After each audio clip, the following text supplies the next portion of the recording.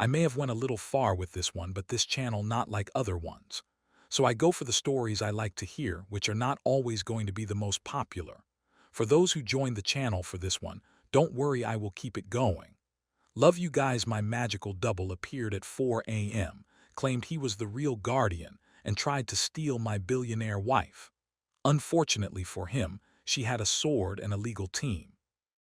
Main story: the day my wife handed me divorce papers, I accidentally invented a terminal illness. To be fair, I was under a lot of pressure. The pressure came from three sources. First, my wife wanted a divorce. Second, my company's stock had crashed so hard that financial experts were using it as a cautionary tale. And third, a magical talking hamster was currently hanging from the ceiling fan in my lawyer's office. "Host," the hamster whispered urgently, "do something. If she divorces you, the world ends." I stared at the hamster. The hamster stared at me. Then I looked at my wife. She was sitting across the table in a black business suit worth more than my annual salary. No. Correction. Worth more than my entire net worth. Her name was Amelia Hart. 30 years old. CEO. Billionaire. Owner of half the city. And unfortunately for me, my wife. The lawyer nervously adjusted his glasses. "Mr. Carter." I snapped out of my thoughts. Amelia pushed the divorce papers toward me. "Sign. Direct. Simple. Brutal." That was Amelia. Not a wasted word. Not a wasted breath.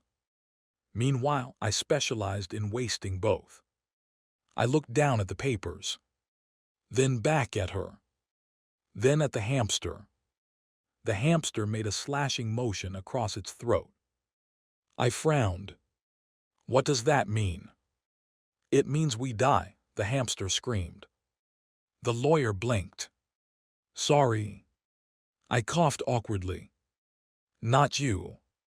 "Then who are you talking to?" "The voices." The lawyer started packing his briefcase. Amelia rubbed her temples, the way she always did when I gave her a headache. Which was often. Usually before breakfast. "Oliver." That was her warning voice. Most people heard that voice and immediately apologized. I wasn't most people. "What?" "Sign." This was bad. Very bad. You see, 3 years ago, I had accidentally married a billionaire. And no, before you ask, there was no romance involved. Not at first. It all started because of a traffic accident, a misunderstanding, and several highly illegal pigeons. But that's a story for later. Right now, the important thing was that Amelia wanted out. And according to the magical hamster, that couldn't happen. The hamster jumped off the fan, landed on my shoulder, grabbed my face, and whispered in my ear, "Use the emergency plan." My eyes widened. "No. Use it. It's stupid. You created it. That was a joke. Use the joke." Amelia's eyes narrowed. "What are you muttering about?" I looked at the divorce papers, then at her, then back at the papers. My survival instinct activated. Immediately. Violently. Like a raccoon trapped inside a microwave. I suddenly clutched my chest. Cough. A packet of ketchup exploded in my hand. Red liquid splattered everywhere. The lawyer screamed. Amelia stood up. "What happened?" I dramatically staggered backward. "No. Oliver." It finally got me. The room went silent. The lawyer looked horrified. The secretary outside screamed. Somebody dropped a coffee mug.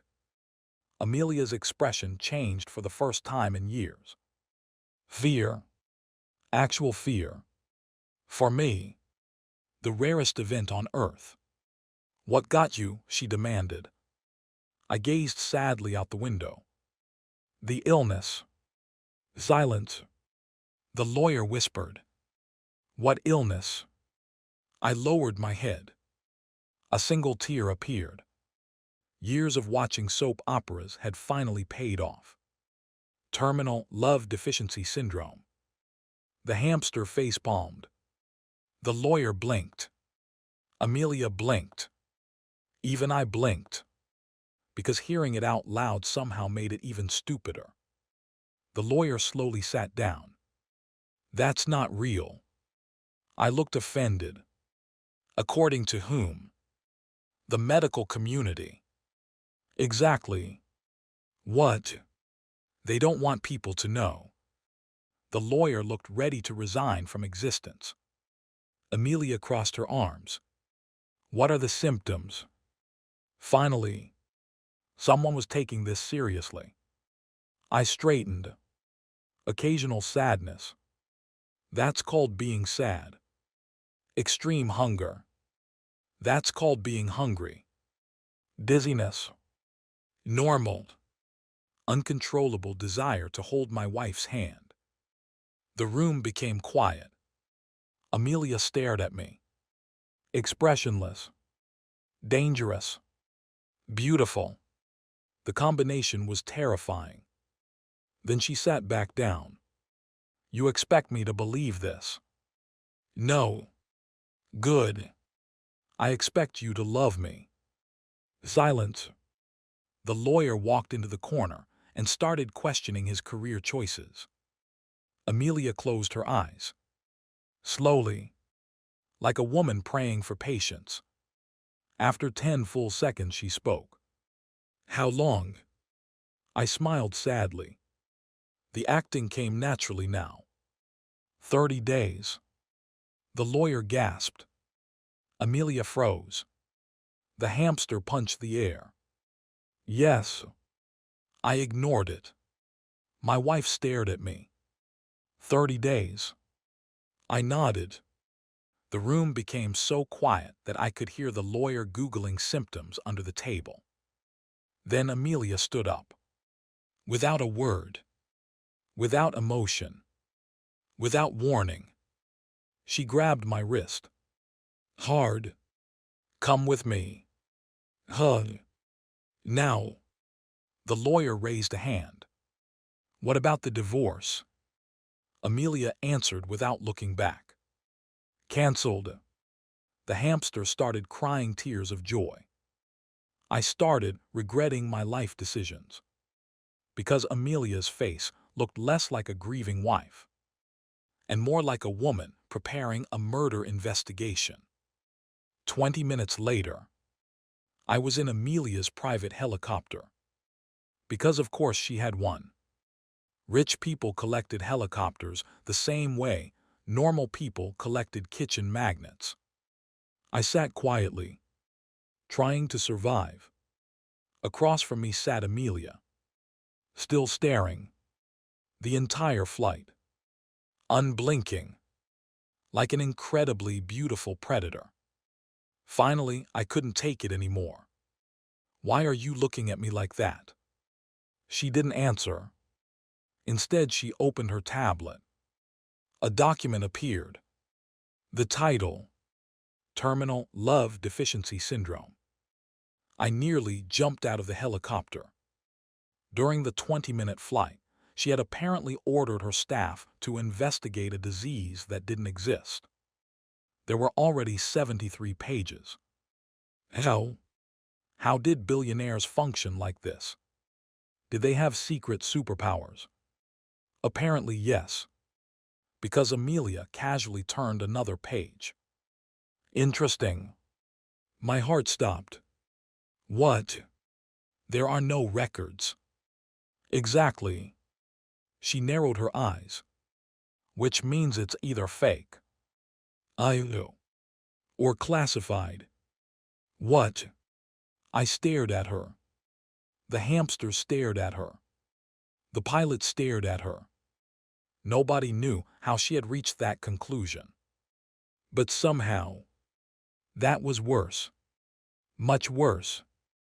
Because Amelia was the type of person who didn't stop once she became curious. 3 years ago, she spent $6 million proving a restaurant had charged her for extra avocado. She won. The restaurant closed. The avocado supplier retired. The judge moved to Canada. Amelia never lost. Ever. She looked at me. Tell me everything. I swallowed. This was bad. Terrible. Catastrophic. But as fate would have it, the helicopter suddenly shook violently. Warning alarms exploded. The pilot shouted, "Miss Hart." What? Something's approaching. The sky outside flashed pink. Then gold. Then bright silver. Amelia frowned. What is that? The hamster screamed. Oh no. A giant magical circle appeared in the clouds. My blood ran cold. 20 stories tall. Glowing. Rotating. Beautiful. Terrifying. And completely impossible. Only one creature in existence used magic like that. The hamster started shaking. We're doomed. What is it? I whispered. The hamster gulped. Then pointed upward. The Moon Princess. Amelia looked confused. I looked confused. The pilot looked confused. Then something crashed through the clouds. A girl. A literal magical girl. Flying through the air. Pink hair. Glowing wings. Ridiculously sparkly dress. She looked like she had escaped from an anime. Unfortunately, she was also carrying a giant hammer. And she looked extremely angry. The magical girl pointed directly at our helicopter. There you are. I pointed at myself. Me. Yes, you. My heart sank. The hamster fainted. Amelia slowly stood. Do you know her? Absolutely not. The magical girl smashed through the helicopter door. The pilot screamed. I screamed. The helicopter screamed. Amelia somehow remained calm. The magical girl landed inside. Sparkles exploded everywhere. Then she looked at me. Directly at me. And shouted, Oliver Carter. I gulped. Hi. You inherited the heart crystal. The what? The artifact that protects Earth. What? You've been chosen as the guardian of love. What? The magical girl grabbed my collar. And if you get divorced before awakening your powers. Her expression became serious. Very serious. The planet explodes. Silence. The helicopter shook. The wind screamed outside. And slowly, very slowly, I turned toward Amelia. My wife looked back at me. Her expression unreadable. Dangerous. Terrifying. Then she spoke. One sentence. Just one. Oliver. Yes. How much of your illness story was a lie? I looked at the magical girl. I looked at the hamster. I looked at Earth below us. Then I smiled weakly. Would you believe me if I said things just got much worse? The magical girl's hammer was larger than my dining table. I knew this because Amelia's dining table seated 24 people, had been imported from Italy, and required 6 professional movers to rotate it 3 degrees after she decided it was facing the wrong direction. The hammer was still larger. It also happened to be glowing, and pointed at my face. Oliver Carter, the magical girl declared, you have inherited the heart crystal and become the guardian of love. I tried to remove her hand from my collar. She tightened her grip. My feet left the floor. Could you explain that without strangling me? No. Why not? Dramatic tension. At least she was honest. Behind her, sparkles drifted around the helicopter cabin. One landed on the pilot's shoulder. He screamed, "Get it off." "It's a sparkle," I said. "I don't know what it does." The sparkle exploded. Not violently. It transformed his uniform into a pink tuxedo. The pilot stared at his sleeves in horror. "I have a mortgage," he whispered. Amelia watched the chaos with disturbing calmness. She was still wearing her black business suit. Her dark hair remained perfectly arranged despite the helicopter door being gone and hurricane-speed winds rushing through the cabin. Sometimes I suspected my wife wasn't human. Then again, considering everything happening around us, being human had suddenly become less impressive. Amelia folded her arms. "Let me summarize." I didn't like the way she said that. "You invented a terminal illness." "Allegedly." "Your ketchup packet is still in your hand." I looked down. The empty packet sat between my fingers. I quickly threw it through the missing door. The pilot shouted, "Do not litter from the helicopter." Everyone ignored him. Amelia continued, "A talking hamster claims our divorce will destroy the world." The hamster raised one paw. Technically, the collapse begins with the emotional dimension. Earth gets destroyed approximately 12 minutes later. "Thank you," Amelia said coldly. "You're welcome." That wasn't gratitude. The hamster lowered its paw. Amelia looked at the magical girl. "And you broke into my helicopter to tell my husband that he is some kind of guardian of love." The magical girl nodded. "Correct. Do you have identification?" The magical girl froze. "What?" "Identification. I am Princess Lumina of the Moonlight Kingdom." "That is a title, not identification. My sacred hammer recognizes my royal blood." "Your hammer is also not identification. It's more reliable than a driver's license." Amelia pulled out her phone. "I'm calling the police." Princess Lumina gasped. "You can't call the police on a magical princess." "I can call the police on anyone." "That isn't how magic works. That is how trespassing works." I raised both hands. "Can we focus on the part where the planet explodes?" Princess Lumina dropped me. I crashed into the seat. "Ow!" She planted her hammer on the helicopter floor, cracking it. The pilot looked over his shoulder.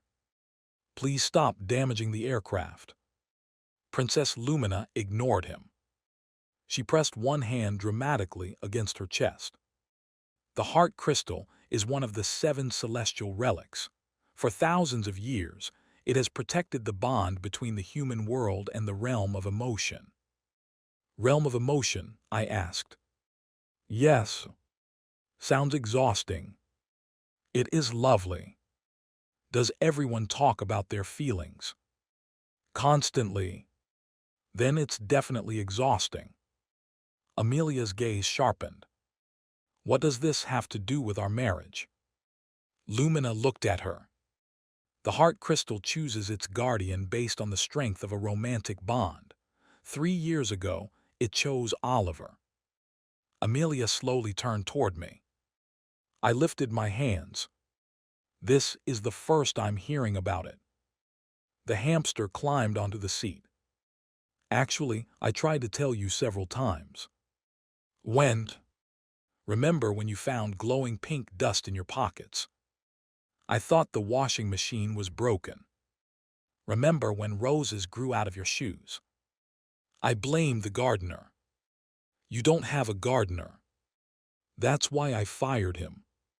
The hamster stared at me. You fired an imaginary gardener. He knew what he did. Princess Lumina struck the floor with her hammer. A glowing image appeared in the air. It showed a pink crystal shaped like a heart. The crystal remained dormant because Oliver's bond with his chosen partner had not fully awakened. Amelia looked at me. Chosen partner. Lumina pointed at her. You. For once, Amelia Hart had no immediate response. Her eyes widened slightly. Then she looked away. It was a tiny reaction. Anyone else would have missed it. I didn't. After 3 years of marriage, I had learned how to read Amelia's expressions. A slight narrowing of the eyes meant someone was about to lose their job.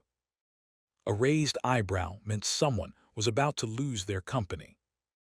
When the corner of her mouth moved half a millimeter upward, it meant she was either pleased or planning revenge.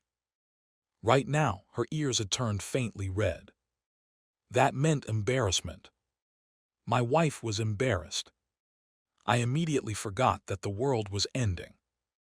I leaned closer. Chosen partner. Don't. The crystal selected you. Oliver. Out of billions of people.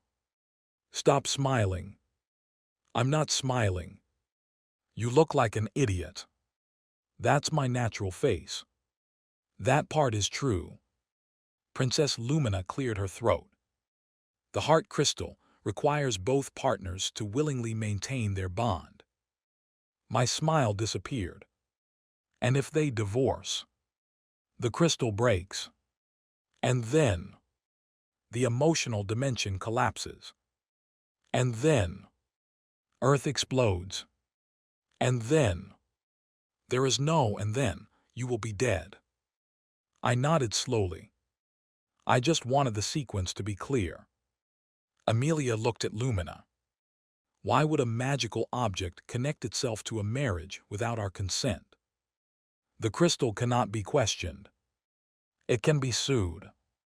It's a crystal. Then I'll sue whoever created it. The Celestial Council created it 10,000 years ago.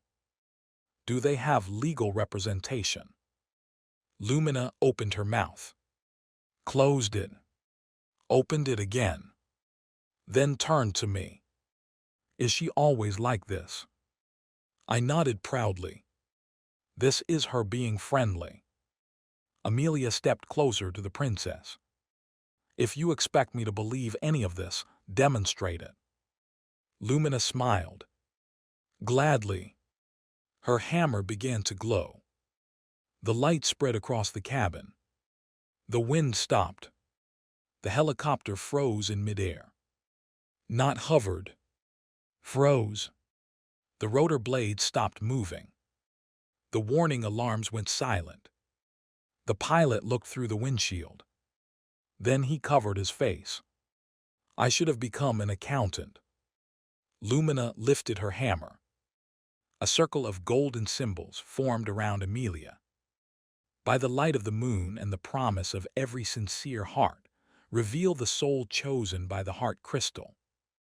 A beam of pink light struck Amelia. She vanished. I jumped up. Where did she go? Light flooded the cabin. Ribbons of gold and crimson spiraled through the air. Rose petals appeared from nowhere.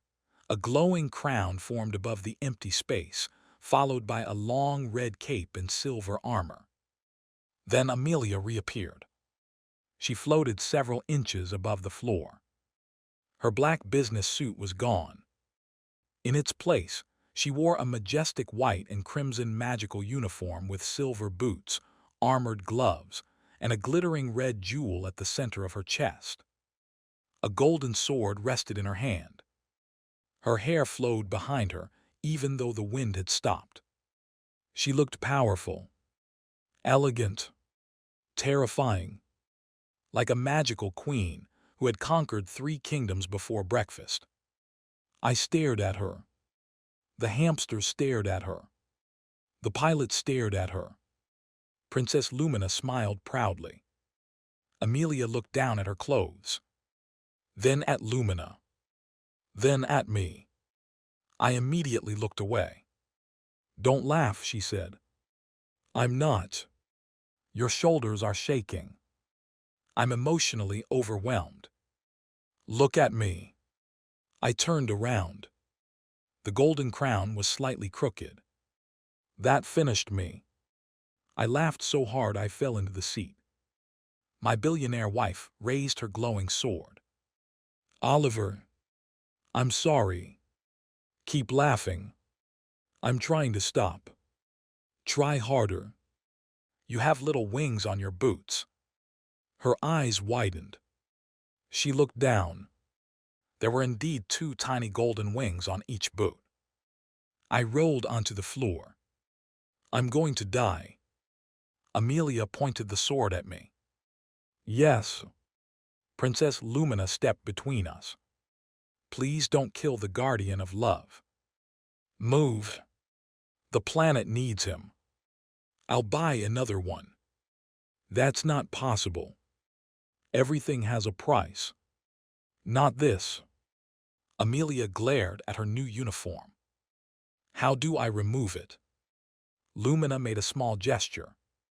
The magical clothing dissolved into light, and Amelia's business suit returned. Her expression remained cold. Yet the glowing red jewel remained pinned above her heart. Lumina bowed. "Congratulations, Amelia Hart. The heart crystal has recognized you as the Crimson Heart Knight." Amelia stared at the jewel. "I reject the position." "You can't." "I just did. Magic does not recognize resignation." "It will." A second voice suddenly echoed through the sky. "Oh, how touching." Princess Lumina's face went pale. The hamster gasped. Amelia looked toward the missing helicopter door. I followed her gaze. A second magical girl hovered outside. Unlike Princess Lumina, she didn't wear pink. She wore midnight blue and silver. Her short black cape fluttered behind her. A mask covered the upper half of her face, and a crescent-shaped blade rested on her shoulder. Dark blue lightning flickered around her boots. She looked elegant, mysterious, dangerous, and extremely annoyed. Princess Lumina gripped her hammer. "You." The new girl smiled. "Me." I looked between them. "Do you two know each other?" They shouted at the same time. "No." "Yes." Princess Lumina pointed her hammer.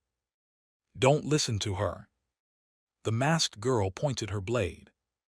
"Don't listen to her." Amelia sighed. "I'm beginning to miss the divorce meeting." The masked girl flew into the helicopter. She landed gracefully. At least, I assumed she meant to land gracefully. Her cape caught on the damaged door. She jerked backward. Her blade slipped. It struck the ceiling. A luggage compartment opened. 3 briefcases fell on her head. She collapsed. Princess Lumina burst out laughing. The mysterious rival magical girl lay under the luggage in complete silence. Finally, she raised one trembling hand. "That did not happen." "It happened," I said. "No, it didn't." "The pilot saw it." The pilot raised both hands. "I see nothing anymore." "Smart man." The masked girl climbed to her feet and kicked the briefcases aside. Her face had turned red beneath the mask. She dramatically raised her blade again. "My name is Lady Nocturna, commander of the Eclipse Guard, heir to the Starlight Throne, and Princess Lumina's greatest rival." Lumina folded her arms. "You're not my greatest rival." Nocturna's smile disappeared. "What?" "You're somewhere in the top 7. 7. Maybe 8. Name the other 7. "I don't have to justify my rankings." You made up the rankings. Lumina shrugged. Sounds like something number 8 would say. Nocturna lunged. Lumina raised her hammer. Their weapons collided. A shock wave blasted through the helicopter. The pilot's pink jacket transformed into a sparkling dress. He looked down. I quit. Amelia grabbed the two magical girls by their collars. Stop. The cabin fell silent. Lumina dangled from Amelia's right hand. Nocturna dangled from the left. Neither seemed prepared for a human woman to lift them so easily. Nocturna looked impressed. Lumina looked offended. Amelia lowered them. My helicopter has been damaged. My pilot has been transformed twice. My husband has invented a terminal disease. And unless someone explains everything clearly, I will begin throwing people out of the aircraft. The magical girls exchanged a glance. Then they both pointed at each other. She started it. Amelia closed her eyes. Oliver. Yes. I want the divorce back. Princess Lumina screamed. No. The heart crystal flashed. The helicopter began falling. All of us screamed. Except Amelia. She gave Lumina a calm look. Restore the helicopter. Lumina snapped her fingers. The rotor blades started spinning again. The pilot grabbed the controls. I'm going to charge overtime. Amelia sat down. You should. The pilot sniffed emotionally. Thank you. Nocturna stepped forward. Her dark blue eyes fixed on Amelia. The pink princess has given you only half the truth. Lumina scoffed. I gave them the important half. You forgot to mention the prophecy. There was no time. You spent 2 minutes arguing about identification. Identification is important. Amelia looked at Nocturna. What prophecy? Nocturna reached into her cape and removed a silver scroll. She unrolled it. It immediately rolled itself back up. She unrolled it again. It rolled itself closed. She slapped it against her knee. Would you stop that? She tried once more. The scroll rolled up faster. Nocturna's eye twitched. I leaned toward Amelia.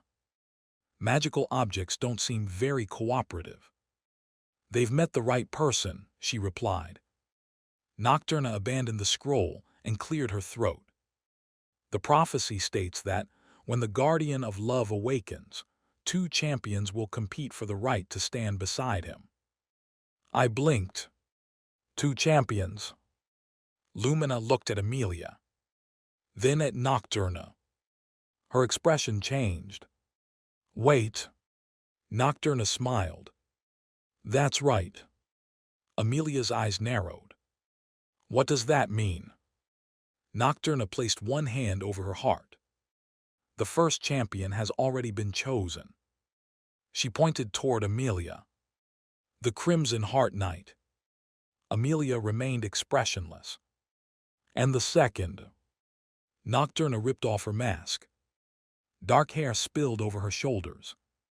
Her face was strikingly beautiful, with sharp features and bright blue eyes. I waited. Princess Lumina waited. The hamster waited. Nocturna smiled confidently. I am the second champion. Silence. I examined the situation. 2 champions. 1 husband. A prophecy. My wife standing 3 feet away. This was not going to end well for me. Nocturna stepped closer. According to divine law, I have the right to challenge Amelia Hart for the guardian's hand. I raised my hand. Could we not call it my hand? No. It sounds like you're going to cut it off. If necessary. I lowered my hand. Amelia rose slowly. The temperature in the helicopter seemed to drop. You want to challenge me for my husband? Nocturna met her gaze. Yes. Amelia glanced at me.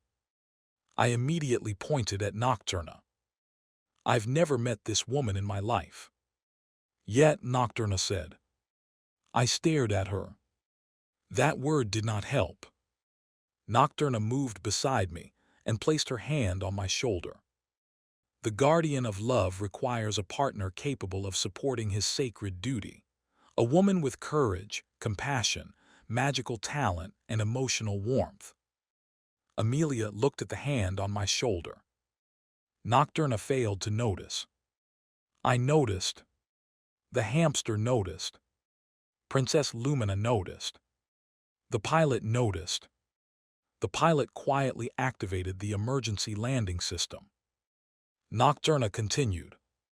Amelia Hart is wealthy, but money cannot purchase true love. Amelia's voice became soft. Too soft. Remove your hand. Nocturna smiled. Jealous? No. The golden sword appeared in Amelia's hand. Practical. Nocturna jumped back. Amelia swung. The blade cut through the seat where Nocturna had been standing. The seat split in half. I stared at it. That was my seat. I'll buy you another. But I liked that one. You complained about it 10 minutes ago. I didn't know it would die. Nocturna raised her crescent blade. So the Crimson Heart Knight accepts my challenge. I accept nothing. The heart crystal flashed again. A cheerful voice filled the cabin. Romantic rivalry detected. Celestial courtship trial activated. I looked at the hamster. Was that you? No. Lumina. No. Nocturna. No.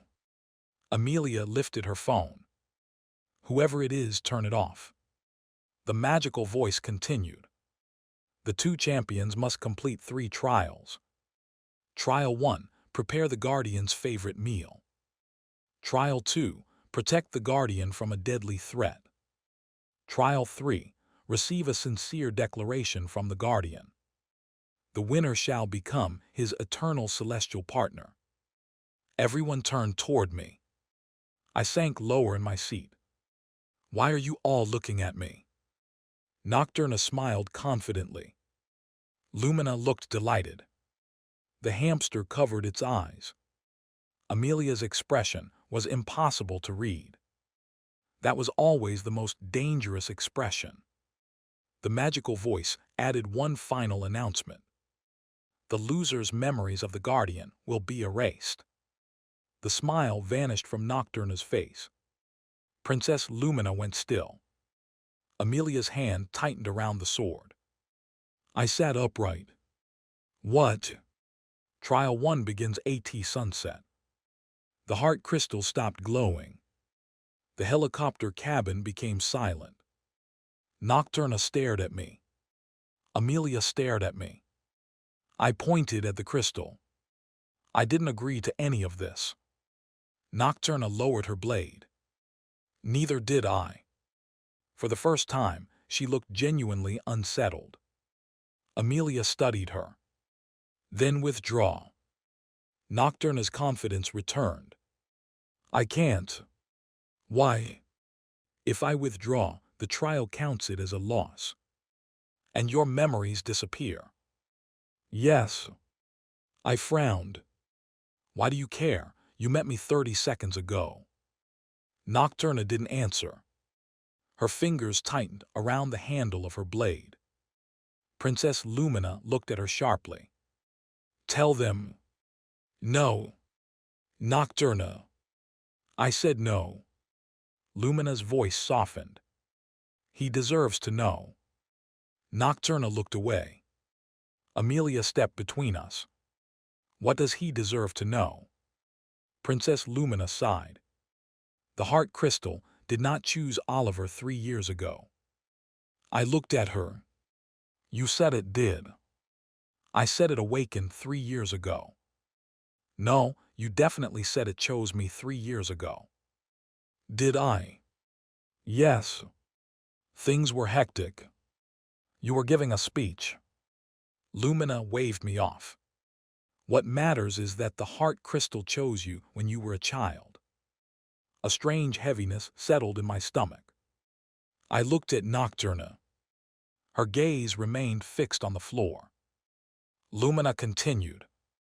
Long before Amelia met you, another magical girl protected the heart crystal's guardian. Nocturna, I whispered. She finally looked at me. Her eyes were no longer proud or challenging. They were sad, familiar, and for reasons I couldn't explain, seeing them made my chest hurt. Nocturna removed a silver pendant from beneath her cape. Inside it was a photograph. The image showed a hospital room. A boy lay in bed.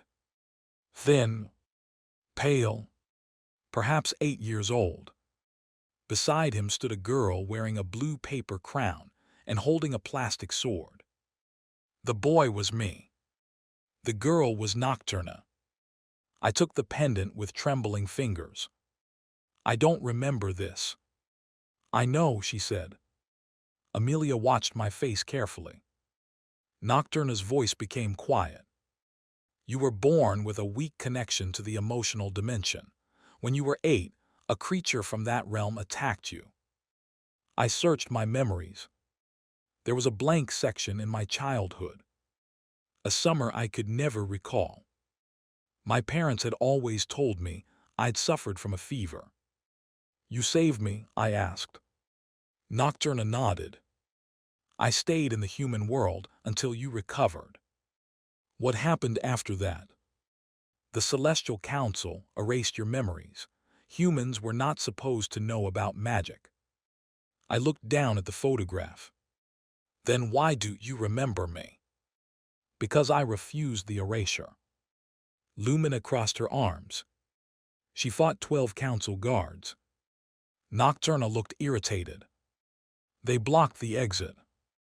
You threw one through a stained glass window. He was fine. He landed in a fountain. Exactly, water is soft. I looked at Nocturna again. So you've known me all this time? Yes. And now you want to marry me. The sadness vanished from her face. She snatched the pendant out of my hand. Don't flatter yourself. But you challenged Amelia for my hand. That was political. You touched my shoulder. A tactical maneuver. You called yourself my champion. Ceremonial language. You still carry my photograph. Evidence. Inside a heart-shaped pendant. A poorly designed evidence container. Amelia stepped toward her. What do you actually want? Nocturna met my wife's gaze. To make sure he survives. Amelia glanced at me. For once we agree. It should have been touching. Instead, I felt threatened by both of them. The helicopter finally approached Amelia's private estate. The mansion spread across the hillside below us, surrounded by gardens, fountains, and enough security cameras to make birds nervous. The pilot landed on the rooftop. He turned around, still wearing the sparkling dress. I am taking the rest of the week off. Amelia nodded. Take the month. The pilot burst into tears. You're the best employer I've ever had. Then he ran from the helicopter, before anyone could transform his clothes again. We followed him onto the rooftop. Princess Lumina tapped her hammer against the building. The damaged helicopter repaired itself in a burst of pink light. Unfortunately, it was now covered in hearts. Amelia stared at it. Change it back. I can't. Why? The repair magic reflects the emotional energy of the nearest bonded couple. I examined the helicopter. A giant picture of Amelia and me had appeared on the side. In it, I was holding a rose between my teeth. Amelia was wearing a bridal veil. I turned toward Lumina. Where did it get that image? Your subconscious. Amelia looked at me. I looked at the helicopter. In my defense, the human mind is mysterious. She started walking toward the stairs. 10 minutes. I hurried after her. For what? You have 10 minutes to remove that picture. How? I don't care. You own the helicopter. You're on the helicopter. That's not the same thing. 8 minutes. Amelia disappeared through the rooftop door. Nocturna stood beside me and examined the image. You imagined yourself taller. Magic must have enhanced the truth. You also gave yourself muscles. I have muscles. Where? Emotionally. Nocturna laughed. It was a small sound, but it triggered something in my memory. A hospital room. Rain striking a window. A girl wearing a paper crown. A promise whispered in darkness. I turned toward her. What did you promise me? Her smile faded. What? When I was 8, you made me a promise. Nocturna stared at me. For a moment she seemed frightened. Then the mansion shook. An explosion erupted from the garden below. A black beam of energy tore through the sky. Princess Lumina raised her hammer. They found us. Who? I asked. The hamster climbed onto my shoulder. The Loveless. I looked over the edge of the roof. Shadowy creatures poured through Amelia's gates. They looked like enormous wolves, made of smoke and broken glass. Our security guards fired at them. The bullets passed straight through. One guard threw his empty weapon aside and pulled out pepper spray. The lead creature swallowed the entire can. It sneezed. Dark fire exploded across the lawn. The guard ran. Sensibly. Nocturna drew her crescent blade. Stay here. She leaped from the roof. I stared after her. We're 40 feet up. Blue light caught her in midair. Her magical uniform appeared as she descended. She landed among the creatures and swung her blade. A wave of blue lightning tore through 3 shadow wolves. Princess Lumina jumped next. I'll support her. She smashed into a fountain. Water exploded everywhere. Her muffled voice rose from the wreckage. I meant to do that. The hamster looked at me. Host, you need to awaken your guardian powers. How? Declare your love. For Amelia. For the universe. I barely tolerate the universe. A dark shape landed on the roof behind us. I turned slowly. The largest shadow wolf growled. Its eyes burned red. Black smoke dripped from its jaws. I backed away. Nice dog. It snarled. Very nice dog. It pounced. A golden sword flew past my face. The sword struck the creature and sent it crashing across the roof. Amelia walked through the doorway. She had transformed again. Her crimson cape billowed behind her. Her crown was straight this time. I wisely did not mention the tiny wings on her boots. She lifted one hand. The golden sword returned to her palm. Behind me. I obeyed immediately. This was not the time for dignity. The wolf charged. Amelia met it head-on. Her sword flashed.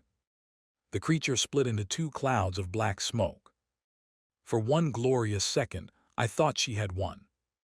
Then both clouds transformed into smaller wolves. Amelia looked at them. I looked at them. Was that supposed to happen? I asked. No. The 2 wolves became 4. Do you have another strategy? Yes. What is it? Run. We ran. Amelia grabbed my wrist and pulled me through the rooftop door.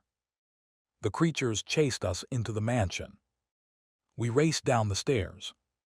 Amelia moved with the speed and balance of a trained warrior.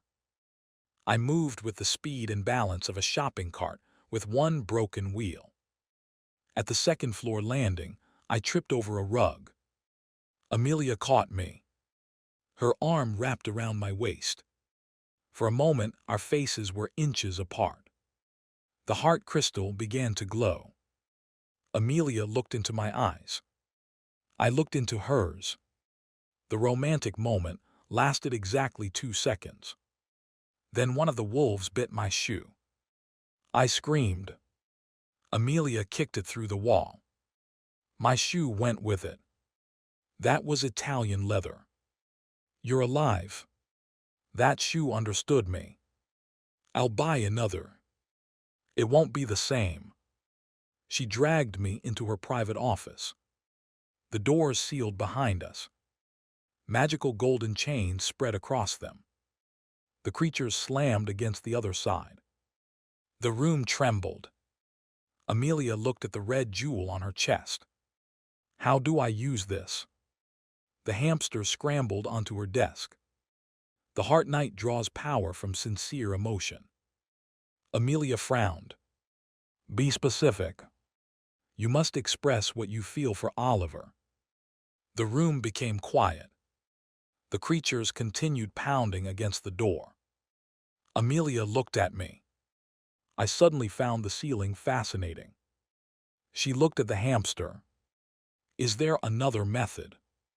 No. What about money? No. Stock options?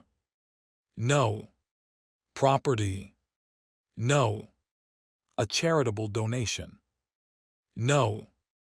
Amelia looked irritated. This magical system is poorly designed. I cleared my throat. We're about to be eaten. I'm aware. You could say something nice.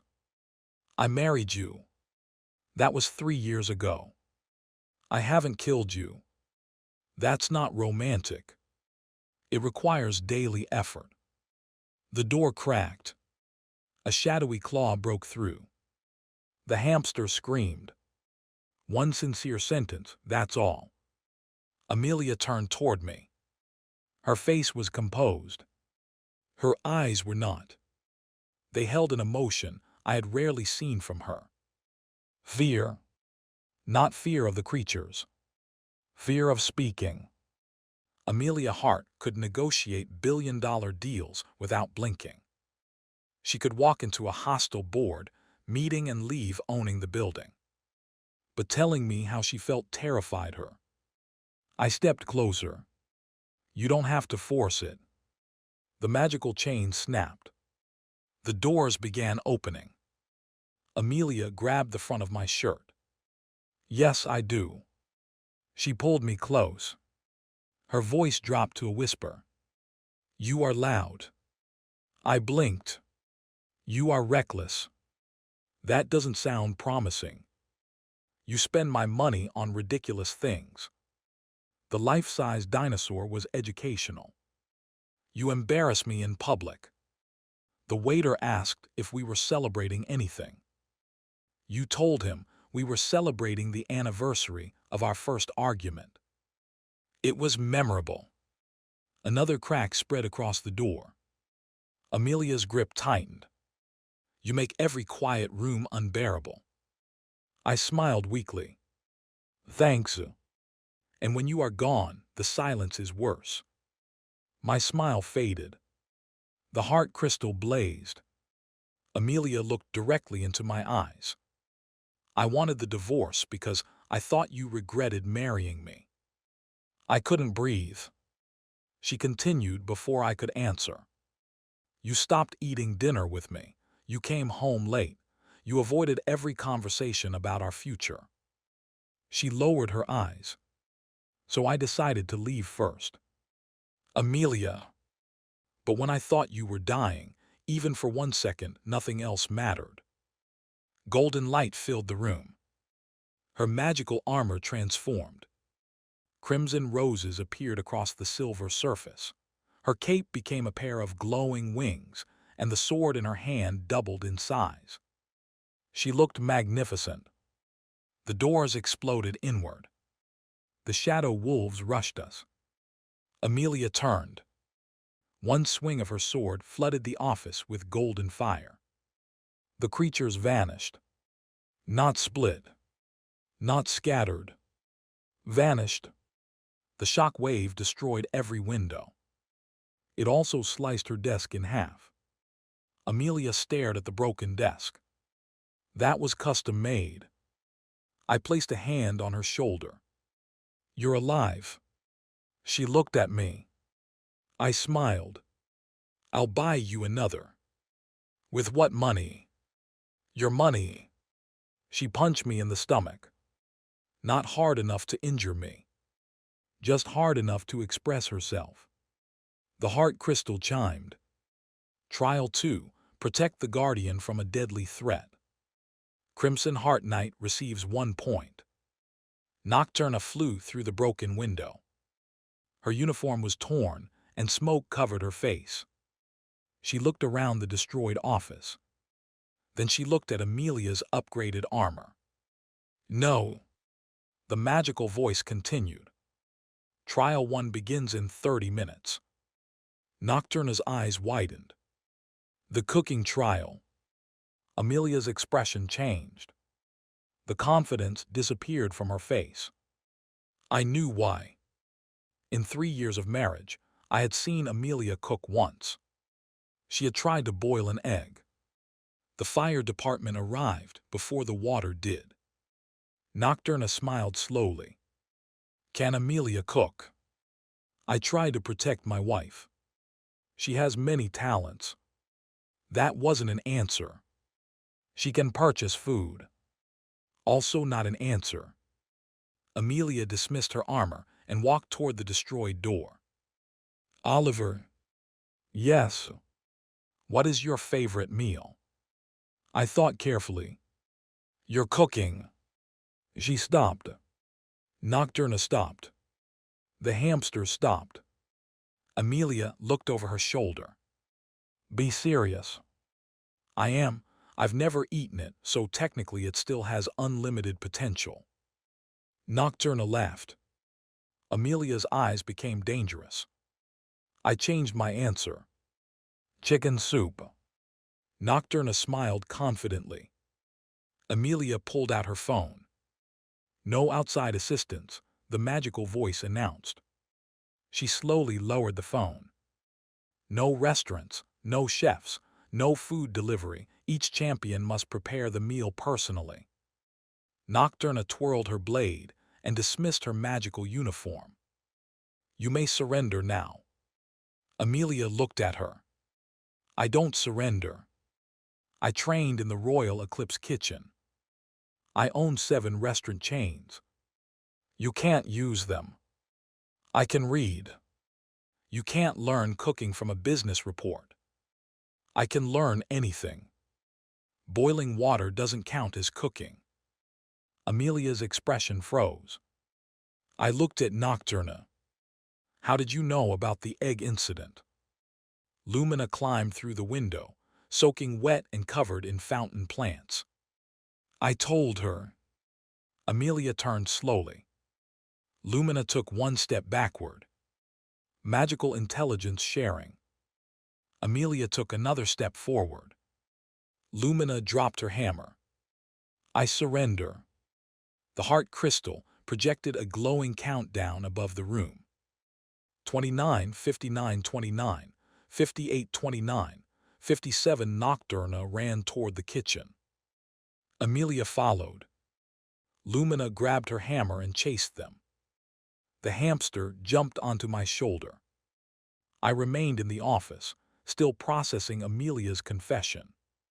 She had not wanted the divorce because she stopped caring. She wanted it because she thought I had. And I had lied about dying. Wonderful.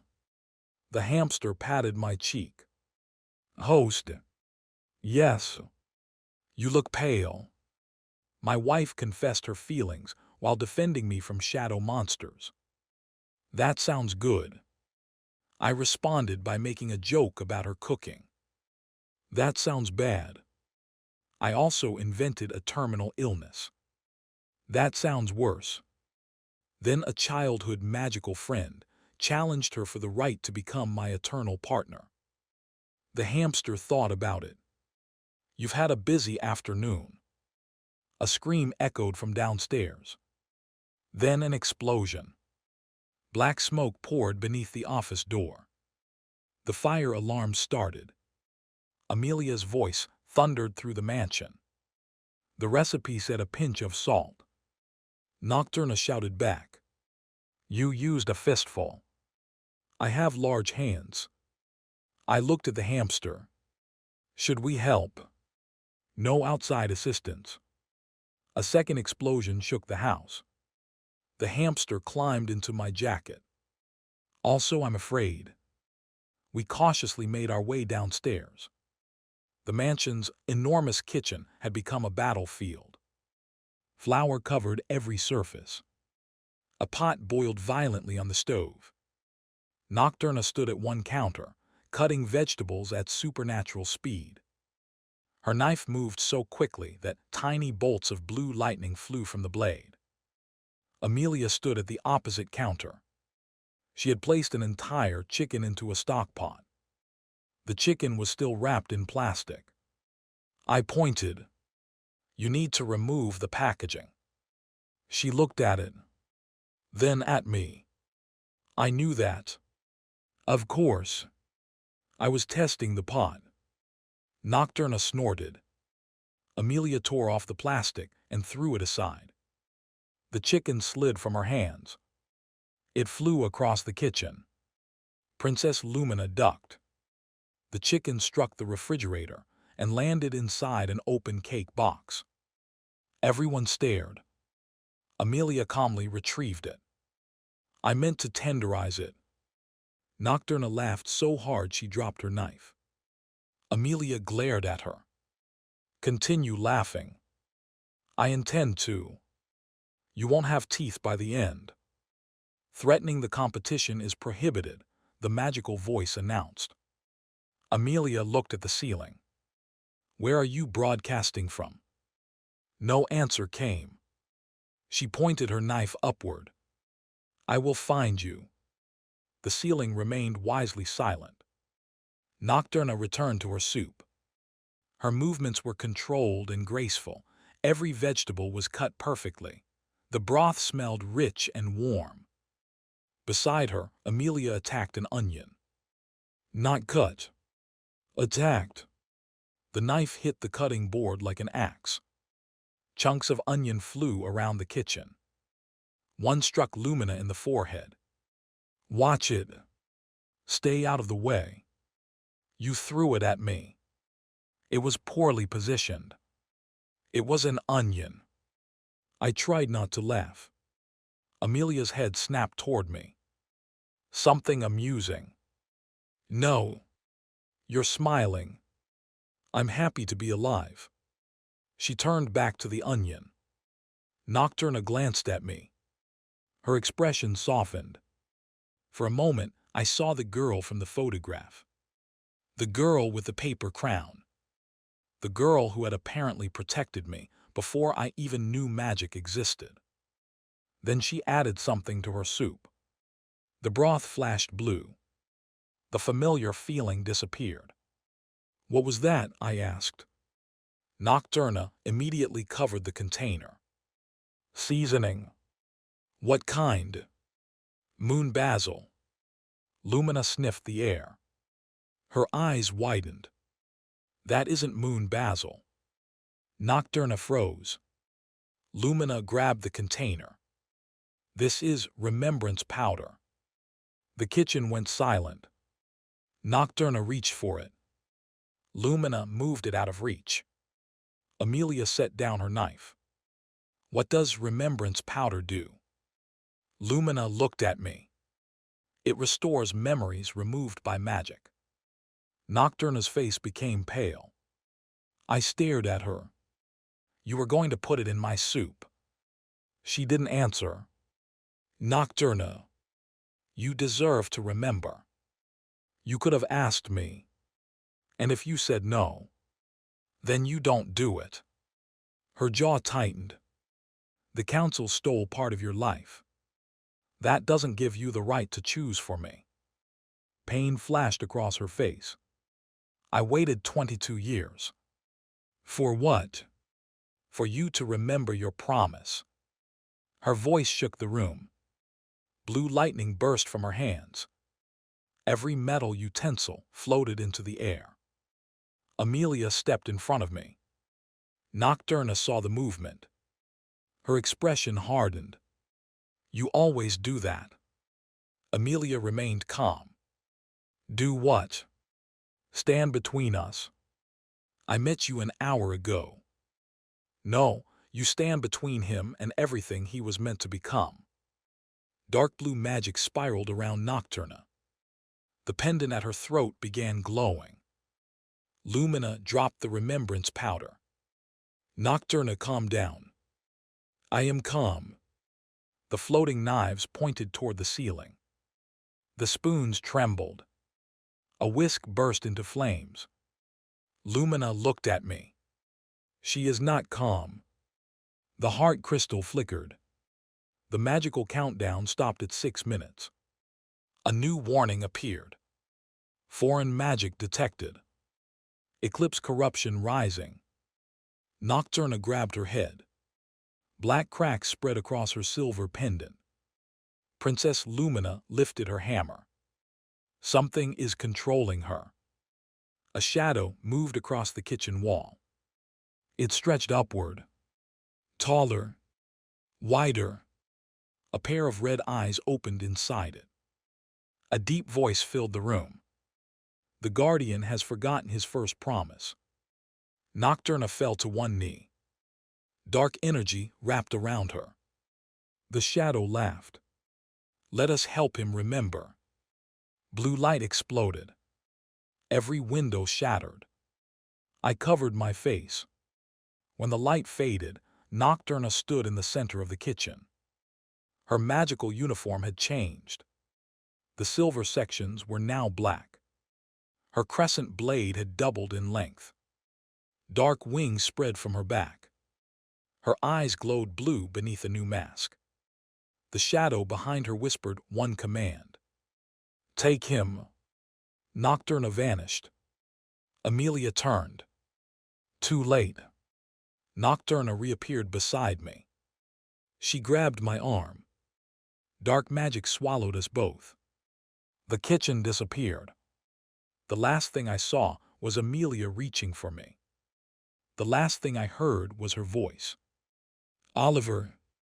Then everything went black. I woke in a castle floating above the clouds. Not lying on a bed. Not sitting in a chair. I was hanging upside down from a chandelier. My jacket had caught on one of the golden branches. Below me, Nocturna stood with her arms crossed. Her dark magical uniform had disappeared, but shadows still flickered around her body. I looked down at her. Did you hang me here? No. How did I get here? You fell through the portal badly. That sounds like something the person creating the portal should prevent. I was distracted. By what? You're screaming. I was being kidnapped. You're very judgmental for a chandelier decoration. I tried to free my jacket. The chandelier swung. Could you help me? Nocturna looked away. No. Why not? I'm angry with you. I don't remember you. Exactly. That isn't my fault. It should be. That makes no sense. You promised you would never forget me. I was 8. You still promised. My jacket tore. I dropped. Nocturna stepped forward and caught me. For a second, neither of us spoke. Her face was inches from mine. She looked almost exactly as she had in the old photograph. Older, stronger, lonelier. Then she dropped me. I hit the floor. Ow. You became heavy. You could have put me down gently. I changed my mind. I sat up. The floating castle was enormous. Silver pillars lined the hall. Moonlight shone through stained glass windows, even though the sun had not yet set on earth. At the far end stood two thrones. One silver, one empty. Nocturna walked toward them. I followed carefully. Where are we? The Eclipse Kingdom. Is this your home? It was. What happened? She ran her fingers across the silver throne. The Loveless destroyed it. I remembered the shadow creatures. The wolves. Those were scouts. Of course they were. The giant exploding nightmare wolves were scouts. The Loveless consume emotional bonds, friendship, loyalty, family, romance. They corrupt those bonds until people turn against one another. And the shadow controlling you. Nocturna looked toward the empty throne. The King of Emptiness. Not a cheerful title. He has been searching for the heart crystal for centuries. Why? To break it and destroy Earth and every world connected to the realm of emotion. I stood beside her. Then why did you bring me here? Her face tightened. I didn't. You grabbed me. I was corrupted. So you didn't mean to kidnap me? No. I nodded. Good. She glanced at me. You aren't angry. I'm a little angry about the chandelier. You looked ridiculous. You watched me hang there. It improved my mood. I smiled. She almost smiled back. Then the empty throne began to glow. A child's voice echoed through the hall. Do you remember now? The stained glass windows changed. Images appeared across them. A hospital room. A sick young boy. A magical girl sitting beside his bed. My breath caught. The memory wrapped around me. Suddenly, I was no longer standing in the castle. I was 8 years old again. Rain struck the hospital window. My chest hurt. Machines beeped beside my bed. A little girl wearing a blue paper crown sat nearby. She held a plastic sword. You look stupid, young Nocturna said. You look bossy, I replied. I'm a princess. That doesn't mean you can be bossy. Yes, it does. No, it doesn't. I have a crown. It's paper. She touched it protectively. It's royal paper. I laughed, then started coughing. The machines beeped faster. Nocturna's confident expression disappeared. She grabbed my hand. Don't do that. Do what? Get worse. I'll try. You have to promise. Okay. You also have to promise not to forget me. Why would I forget you? Because people always forget magical girls after we leave. I looked at her paper crown, then at the plastic sword. You're not very magical. Her face went red. I haven't transformed yet. Sure, I can transform. Do it. I'm not allowed inside hospitals. Because you're fake. She hit me with a pillow. I laughed until my chest hurt again. She waited for my breathing to calm. Then she held out her little finger. Promise. I linked my finger with hers. I promise I'll remember you. And when you grow up. What? If both of us are still alone, you have to marry me. I frowned. What do I get? She thought about it. My kingdom. Does it have dinosaurs? No. Then I don't want it. I'll buy dinosaurs. Okay. Is that a promise? I nodded. It's a promise. The memory shattered. I returned to the floating castle. Nocturna stood in front of me. Tears filled her eyes. You remember. I touched my forehead. The promise was real. She had protected me, comforted me, made me laugh when I thought I was dying. Then the Celestial Council erased her from my life. I'm sorry, I whispered. Nocturna's lips trembled. She took one step toward me. The heart crystal appeared between us. Its light filled the hall. The magical voice returned. Trial 3. Receive a sincere declaration from the Guardian. Nocturna stared at the crystal. Then she looked at me. The dark shadow behind her began growing. Its red eyes opened. Fulfill your promise, it whispered. The castle shook. The King of Emptiness emerged from the empty throne. Choose your first champion. Nocturna reached for my hand. Oliver. Her voice was barely audible. Tell me you remember what we meant to each other. The heart crystal waited. The shadow waited. Nocturna waited. Then the castle doors exploded. Golden light flooded the hall. Amelia stood in the ruined entrance. Her crimson armor gleamed. Her glowing wings extended behind her.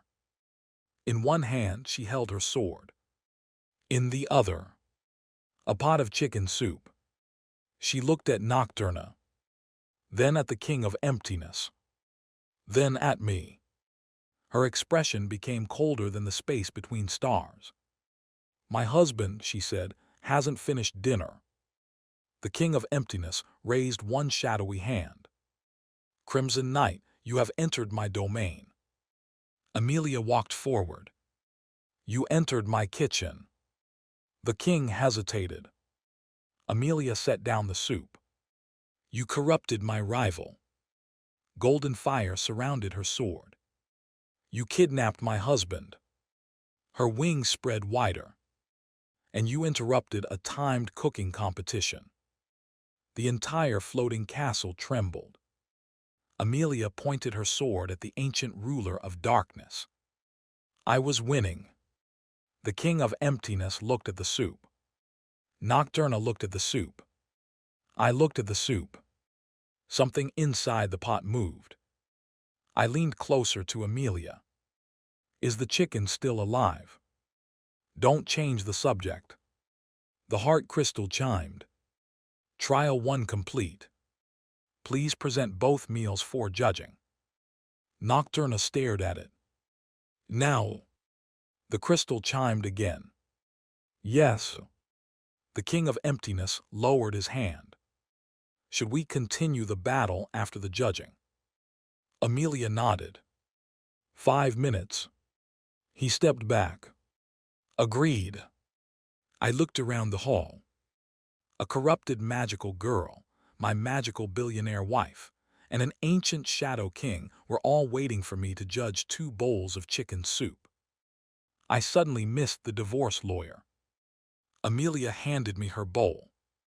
Smoke rose from the surface. The broth was red.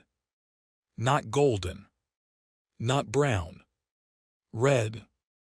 Why is it that color? I asked. Tomatoes. Chicken soup doesn't usually have tomatoes. Mine does. Why? I own the recipe. I looked inside. A whole onion floated past. It appeared completely uncut. Nocturna summoned her bowl with magic. Her soup looked perfect. Clear golden broth. Tender chicken. Evenly cut vegetables. Small herbs shaped like stars. Amelia stared at it with hatred. Nocturna smiled. Go ahead, Oliver. I tasted Nocturna's soup. It was incredible. Warm. Rich. Comforting. It tasted like the hospital memory, like rainy afternoons, like someone sitting beside me when I was afraid. Nocturna watched anxiously. Well, it's amazing. Her face brightened. Amelia's sword began glowing. I quickly tasted her soup. The spoon touched my tongue. Every muscle in my body seized. My vision blurred. I saw my ancestors. One of them shook his head disapprovingly. I swallowed with great difficulty. Amelia watched me. Well, I forced myself to breathe. Powerful. Is it good? It has a strong personality. Is it good? It refuses to be judged by traditional standards. Oliver. The bowl started shaking in my hand. It may be alive. Amelia's eyes narrowed. Nocturna covered her mouth, trying not to laugh. The heart crystal chimed. Please select the winning meal. I stared at Nocturna's perfect soup, then at Amelia's red liquid of questionable legal status. Amelia crossed her arms. I won't influence your decision. Her golden sword floated behind her shoulder. I nodded. Of course not. Nocturna lifted her chin. Choose honestly. The king of emptiness leaned closer. This has become unexpectedly compelling. I took another bite of Amelia's soup. My soul tried to leave my body. Yet beneath the salt, the whole onion, the burned chicken, and something that might have been cinnamon, I tasted effort. Amelia had done this herself. The woman who couldn't boil an egg had crossed into a floating magical kingdom, carrying a pot of soup, because she knew it was my favorite meal. I lowered the spoon. Nocturna's soup tastes better. Nocturna smiled. Amelia looked away. But Amelia's is my favorite. Everyone froze. Amelia turned back. I smiled at her. It tastes terrible. Her expression darkened. But no one has ever worked this hard to make me something terrible. The corner of her mouth moved. Just slightly. The heart crystal flashed. Trial 1 winner, Crimson Heart Knight. Reason, sincere emotional connection. Nocturna's face fell. The shadow behind her grew. The king of emptiness smiled.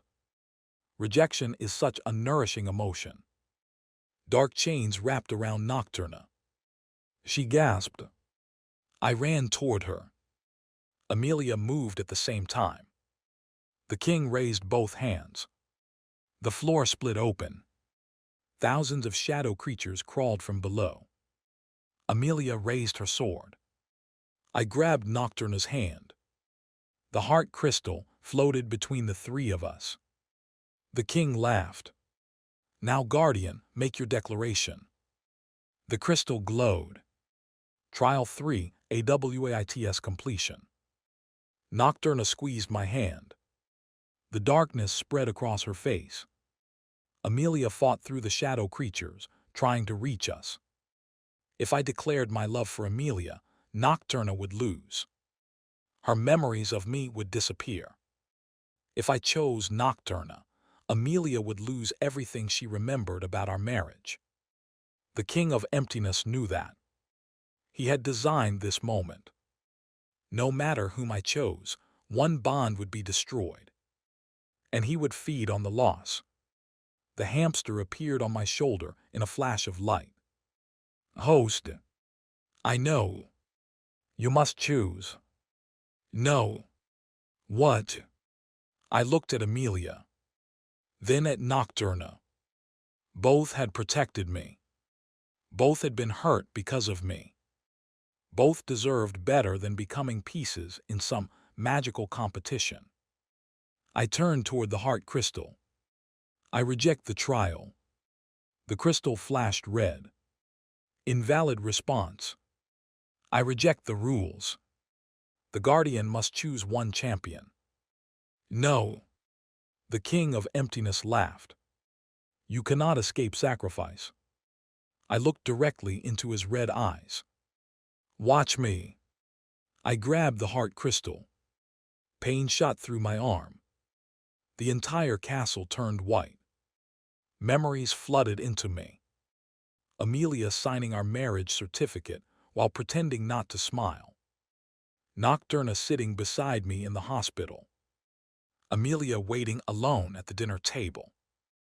Nocturna fighting the council guards. Two bonds. Different. Real. Neither one deserved to be erased. I held the crystal against my chest. You want a sincere declaration. The light grew brighter. Fine. I looked at Nocturna. I remember you. Tears rolled down her face. I remember the paper crown, the plastic sword, and the promise I made when we were children. I'm sorry someone stole those memories from me. You mattered to me then, and you matter to me now. The dark chains around her cracked. Then I looked at Amelia. I married you because of a misunderstanding, but I stayed because every day with you made my life louder, stranger, and better. I didn't regret our marriage. I was afraid you did. Her golden sword lowered. The castle shook more violently. I raised my voice. I won't choose which person deserves to remember me. I won't let a crystal decide which bond is real. And I won't let some oversized shadow use the people I care about as food. The king of emptiness roared. You must choose. I lifted the heart crystal above my head. I choose to break your stupid competition. The crystal exploded. Pink light consumed the castle. The king screamed. The shadow creatures vanished. Nocturna collapsed. Amelia caught her before she hit the floor. The castle's cracks sealed. The dark clouds disappeared. For several seconds, nobody moved. Then the hamster peeked out from my collar. Is Earth still there? Princess Lumina appeared through a portal. Yes. She looked around. What did I miss? Amelia and Nocturna pointed at me.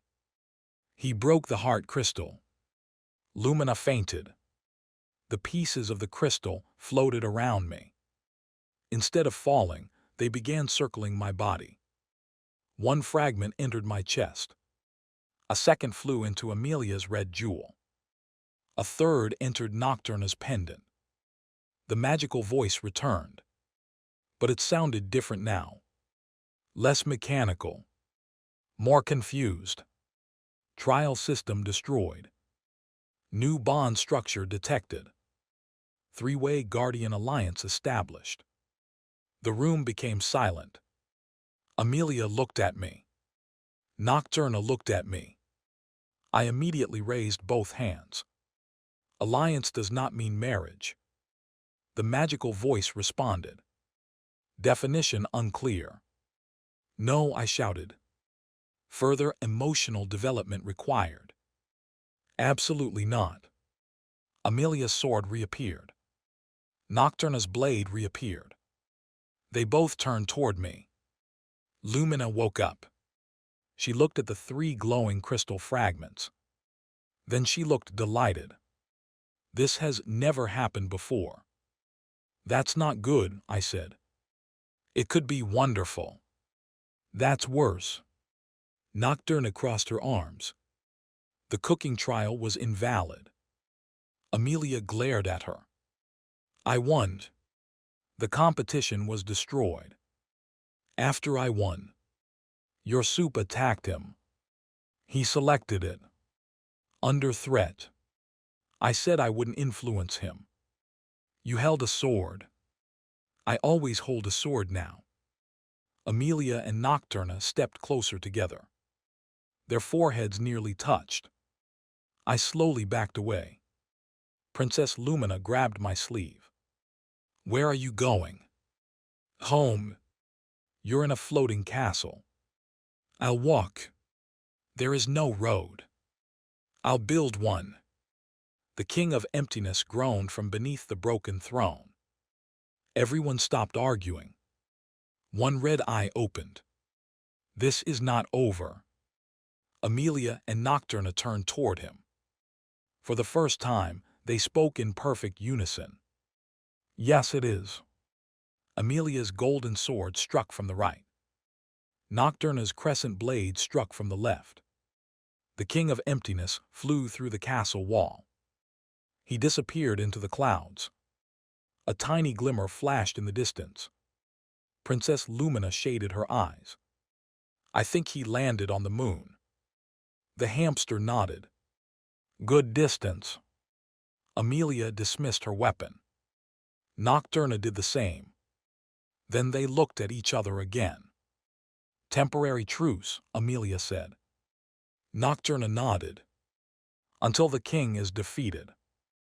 After that, stay away from my husband. You don't own him. I have documentation. That's a marriage certificate, not a receipt. I have receipts too. For what? Everything he has purchased using my accounts. I raised one finger. That dinosaur was educational. Both women looked at me. I lowered my finger. Amelia opened a portal back to the mansion. Before entering, Nocturna caught my sleeve. I stopped. She removed the silver pendant and placed it in my hand. You should keep this. I looked at the childhood photograph inside. Are you sure? She nodded. You remembered without the powder. A small smile appeared on her face. That is enough for now. She walked through the portal. Amelia remained behind. She looked at the pendant. Then at me. You promised to marry her. When I was 8.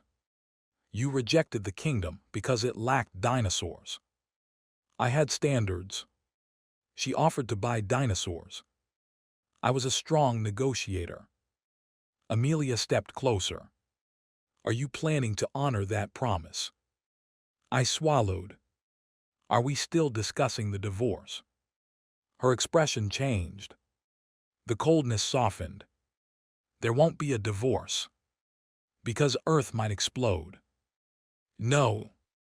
Because of the heart crystal. No. Because your soup legally requires 2 parents. She grabbed my tie. Because you're my husband. The golden jewel above her heart glowed. And you still owe me an explanation about your terminal illness. I smiled weakly. Love deficiency is a serious condition. I researched it. You did. It has one known treatment. What treatment? She pulled me toward the portal. 30 days under constant supervision. That sounds excessive. No unscheduled trips. Amelia. No secret magical meetings. They kidnapped me. No ketchup. That seems unrelated. And you sleep in my room. I tripped at the edge of the portal. Why? So I'll know if your condition worsens. You said you knew it was fake. I'm being cautious. What if I sleep in the guest room? Her magical sword appeared. Your illness might become terminal. I looked at the sword. Then at my wife. Then at the floating castle behind us. Your room sounds perfect. We stepped through the portal. The mansion kitchen was still destroyed. Nocturna stood near the counter, already preparing another pot of soup. Amelia stared at her. What are you doing? Oliver didn't finish dinner. I'll cook. Nocturna slowly turned. No.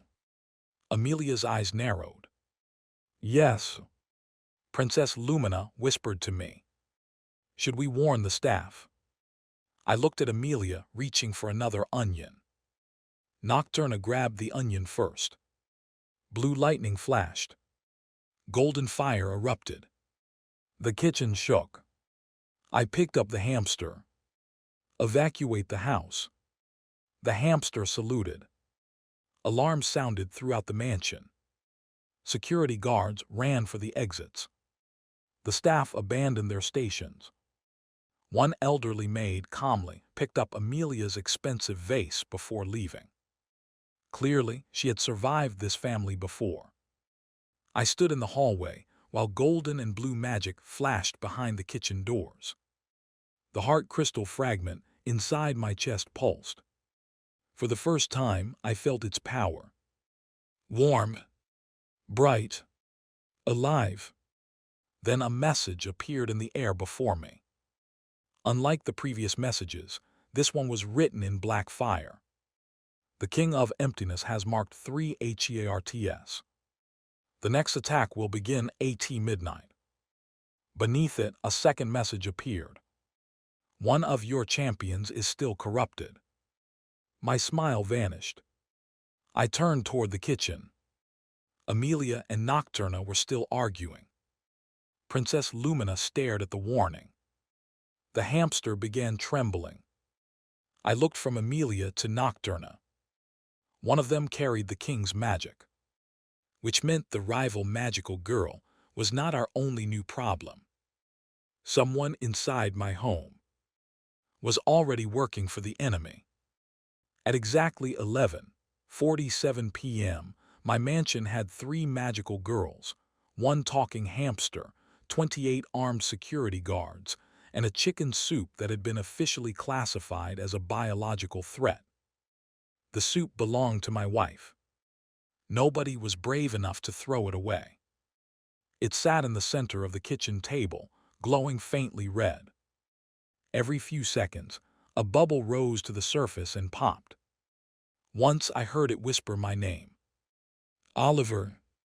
I stared at the pot. The soup bubbled again. Oliver. I took one cautious step backward. Princess Lumina leaned toward me. Did your dinner just speak? No. It said your name. That was Steam. Steam doesn't know your name. This is a wealthy household. Even the Steam is well informed. Across the kitchen, Amelia stood with her arms folded. My billionaire wife had changed into a black silk robe, but the red magical jewel remained above her heart. It pulsed steadily, matching the heart crystal fragment inside my chest. Nocturna stood near the destroyed refrigerator. She had refused Amelia's offer of a guest room because, according to her, sleeping under the roof of a romantic rival was strategically foolish. She had then spent an hour choosing the guest room with the best view. Apparently, strategic foolishness required a balcony. The warning written in black fire still floated above the kitchen table. The King of Emptiness has marked 3 HEARTS. The next attack will begin at midnight. One of your champions is still corrupted. The problem was simple. One of the 2 women in front of me was secretly carrying the enemy's magic. The actual problem was that both women had swords. Accusing the wrong one could shorten my life expectancy from 30 fake days to 30 real seconds. Princess Lumina circled Amelia with a glowing crystal scanner. It looked impressively magical until I noticed the label on the handle. Moonlight Kingdom Children's Karaoke Wand, ages 6 and up. I pointed at it. Is that a toy? Lumina quickly covered the label. No. It has a volume button. That controls magical intensity. It also has a button labeled applause. Celestial encouragement. I pressed it. A canned audience cheered. Nocturna covered her face. Amelia looked at Lumina. You're using a toy to search for corruption. The official scanner was expensive. You're a princess. I'm a publicly funded princess. There's a difference. Amelia held out her hand. Give it to me. Lumina hesitated. Amelia extended her hand another inch. Lumina surrendered the wand. My wife examined it, pressed 3 buttons and frowned. This device can't detect corruption. I modified it. With what? Magic. You placed a sticker over the speaker. It's a magical sticker.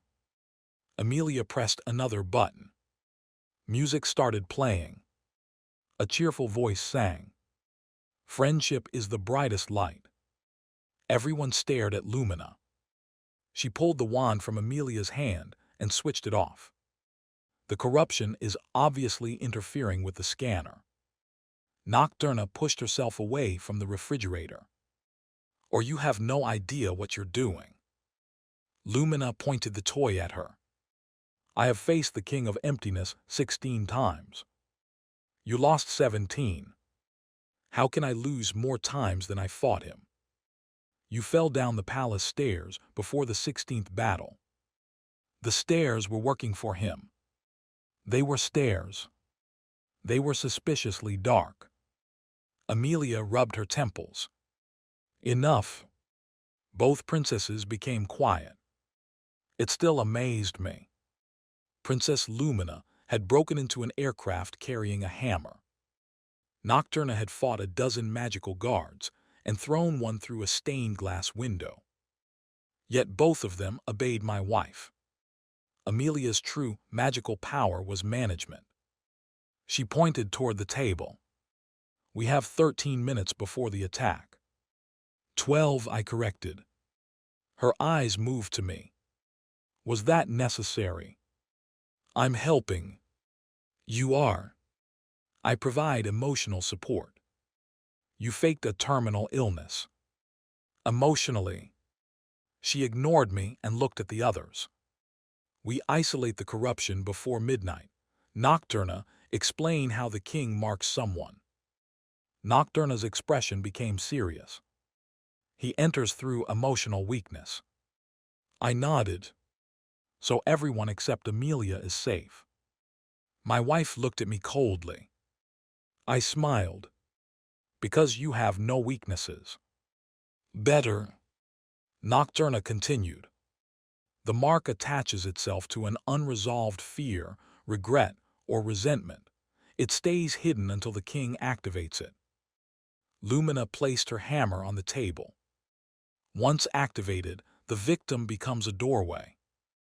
A doorway to what? I asked. The hollow realm. And what lives there? Lumina and Nocturna exchanged a glance. I hated when magical people did that. Nothing positive ever followed that glance. Mostly shadows, Lumina said. Mostly. Some monsters. What kind? The unpleasant kind. Are there pleasant monsters? Lumina considered the question. Cloud slugs are nice. Nocturna shook her head.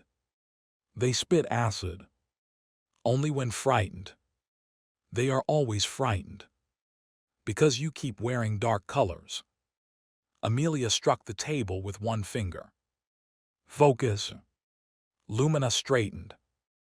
At midnight, the marked champion will open a passage between this house and the hollow realm.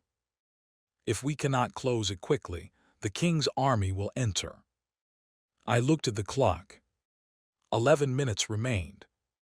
Can we remove the mark? Yes, Nocturna said. How? She looked at the heart crystal fragment inside my chest. The guardian must enter the marked person's heart. The kitchen went quiet. I looked down at my chest. Then back at her.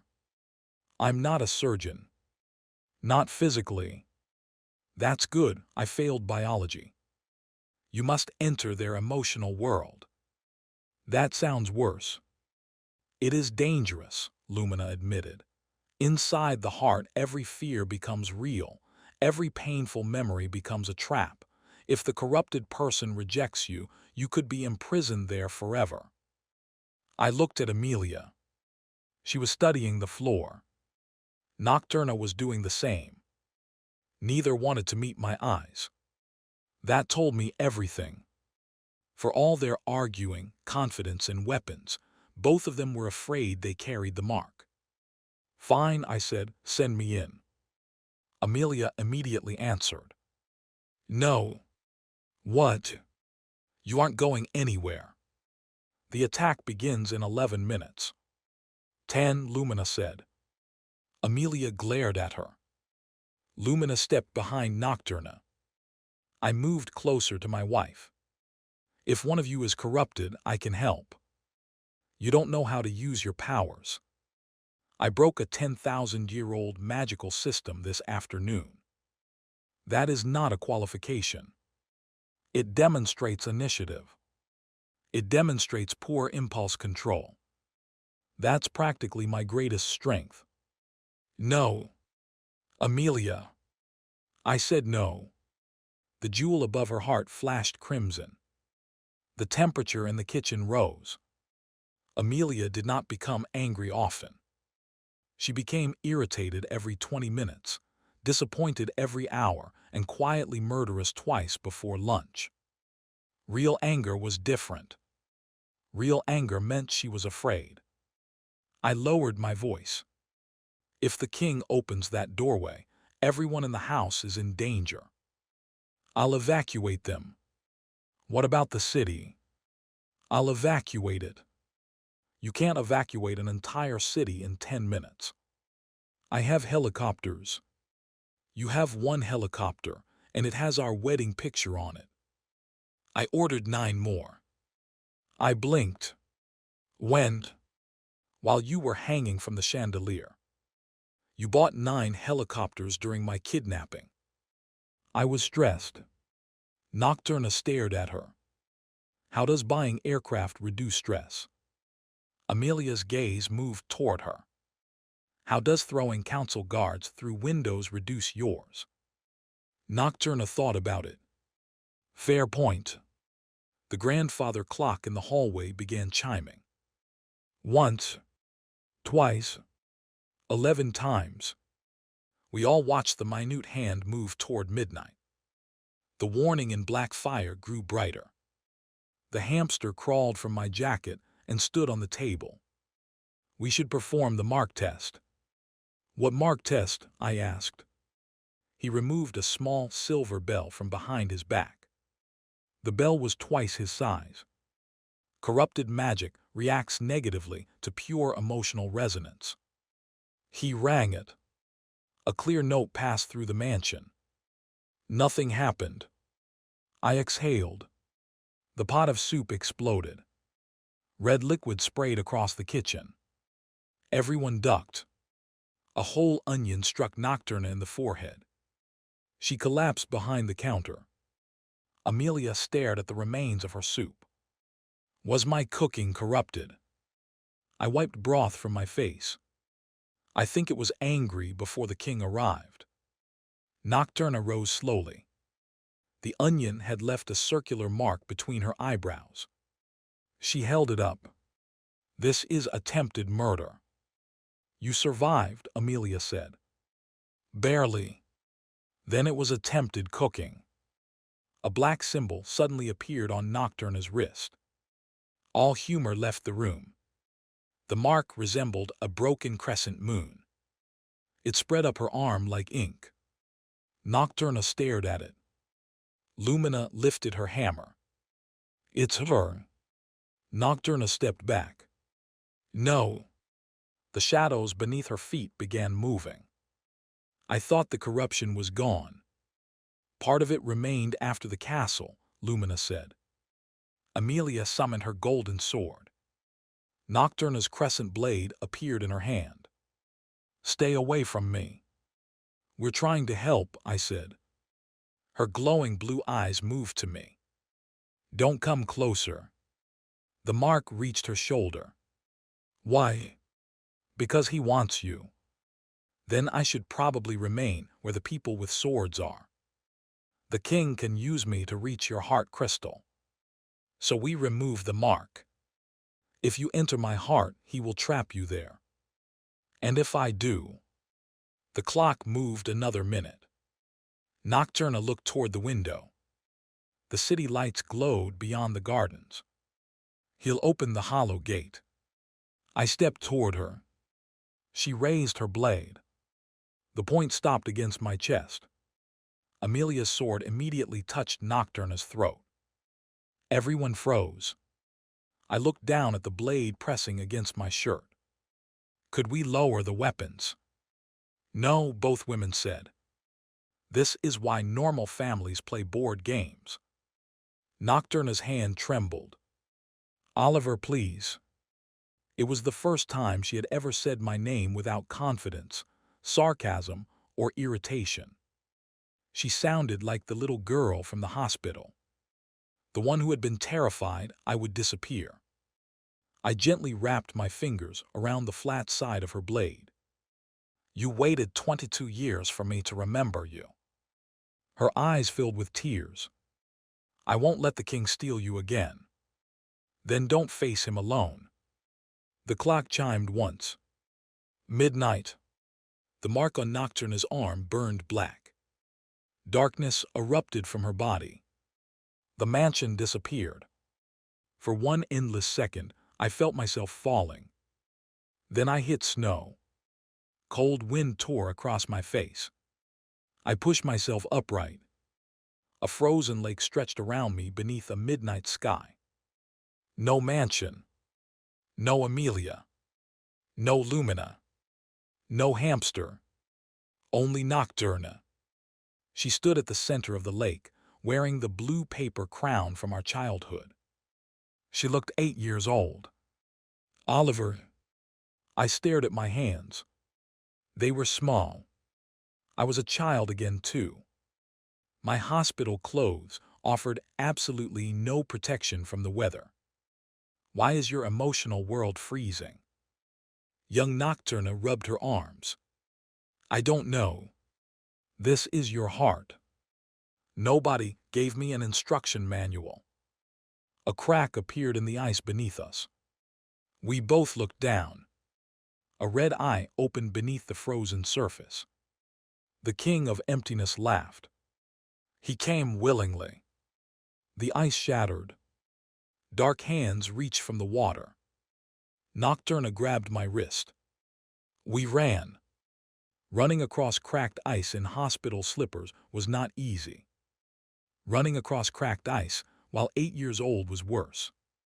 The shadows chased us. Ahead, a silver palace rose from the snow.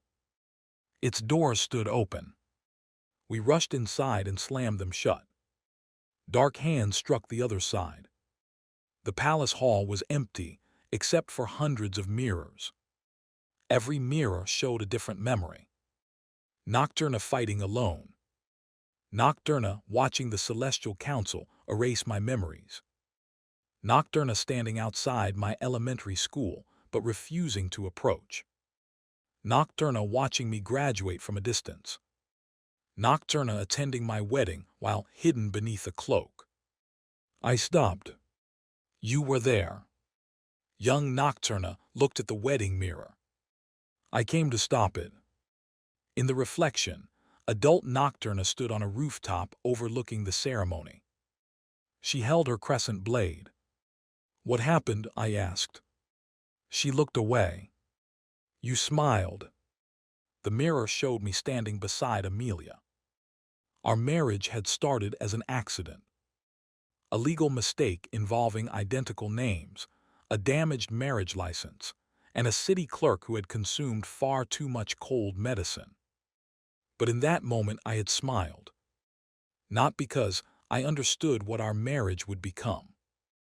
I smiled because Amelia had looked at the incorrect certificate and said, "Fixing this will take 6 weeks." Then, after a pause, "Or we could try dinner." Young Nocturna touched the mirror. You looked happy. So you left. I thought she could protect you. The image changed. It showed Amelia working late while I sat alone at home. Me joking to hide my frustration. Amelia misreading every joke as proof that I did not care. Our emotional distance growing one quiet evening at a time. Nocturna's voice became bitter. I was wrong. No. She looked at me. Amelia and I made mistakes. That doesn't mean everything between us was false. Then why did she ask for a divorce? because neither of us knew how to say what we felt. That sounds stupid.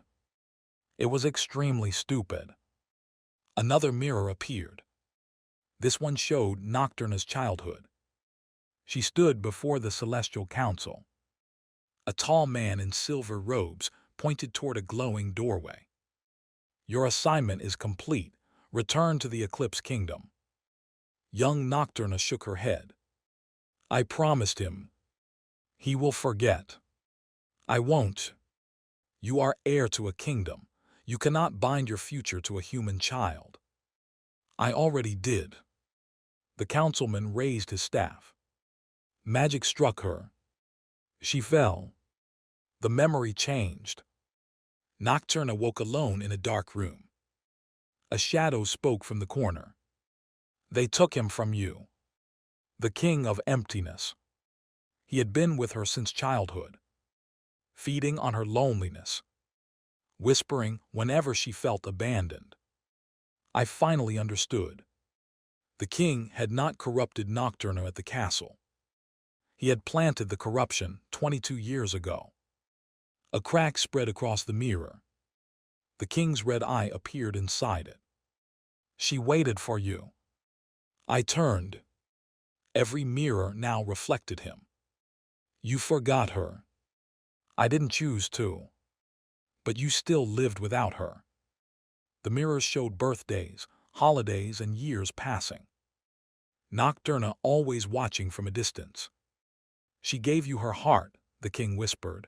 You gave yours to someone else. Young Nocturna covered her ears. Stop. The king's laughter echoed through the palace. You promised her a kingdom. I was 8, I said. You promised forever. I didn't understand forever. But she did. The mirrors shattered. Black glass rained across the hall. Nocturna screamed. The child vanished. Adult Nocturna stood in her place, wearing corrupted black armor. Chains wrapped around her wrists. The king emerged from the largest mirror. He was taller here than he had been in the floating castle. His body was made of smoke and fragments of broken memories. He rested one hand on Nocturna's shoulder. She has only one wish. Nocturna's lips moved against her will. Choose me. The king smiled. Say it, guardian. Tell her you love her more than the crimson night. Give her the life you promised. The heart crystal fragment burned inside my chest. A glowing doorway appeared behind the king. Through it I saw my mansion. Shadow creatures gathered on the other side, waiting to enter. If I gave the king what he wanted, he would use the declaration to take control of the crystal. If I refused, he would force the gate open through Nocturna's pain. I approached her.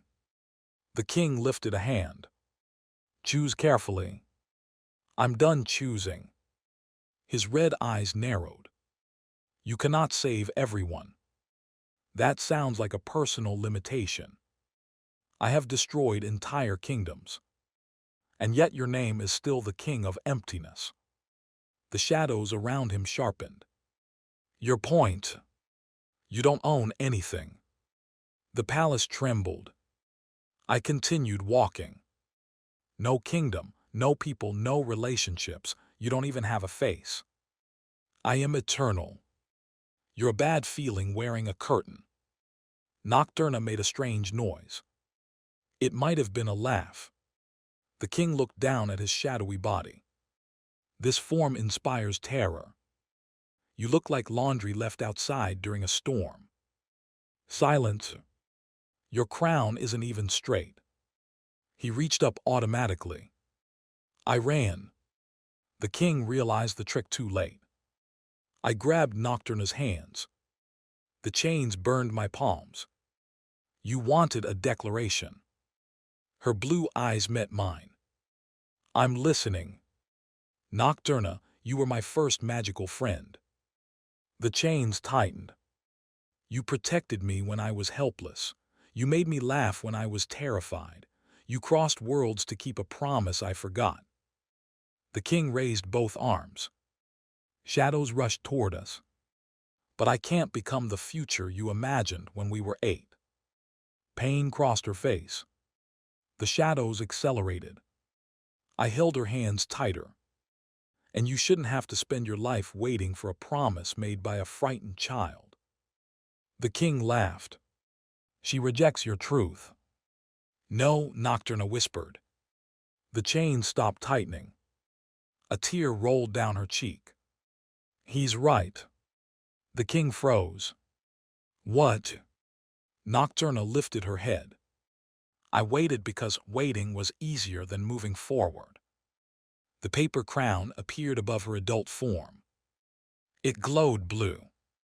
I blamed Amelia because blaming her was easier than admitting Oliver had built a life without me.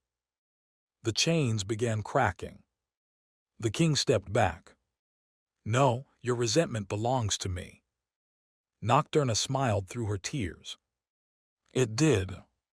Blue lightning entered the cracks. But Oliver remembered me. The chains exploded. Nocturna's armor changed. The black corruption peeled away, revealing silver and deep blue beneath it. The paper crown transformed into a brilliant sapphire tiara. 2 enormous wings of starlight spread behind her. She lifted her crescent blade. And now I choose what happens next. The king roared. The shadow creatures rushed through the palace. Nocturna swung her blade. Blue light filled my vision. The creatures vanished, but the king remained. He grabbed the glowing doorway. You have not won. The gate is already open. Thousands of red eyes appeared behind him. I felt the mansion on the other side. Amelia. Lumina. Everyone waiting. The king smiled. One corrupted heart is enough. A second black mark appeared in the air. Not on Nocturna.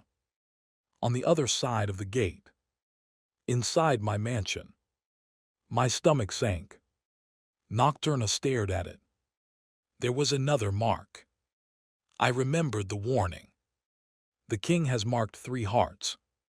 Nocturna was one. We had assumed the other marks belonged to Amelia and me. We were wrong. The king reached through the portal. A figure stepped forward in the mansion kitchen. Small. Round. Covered in brown fur.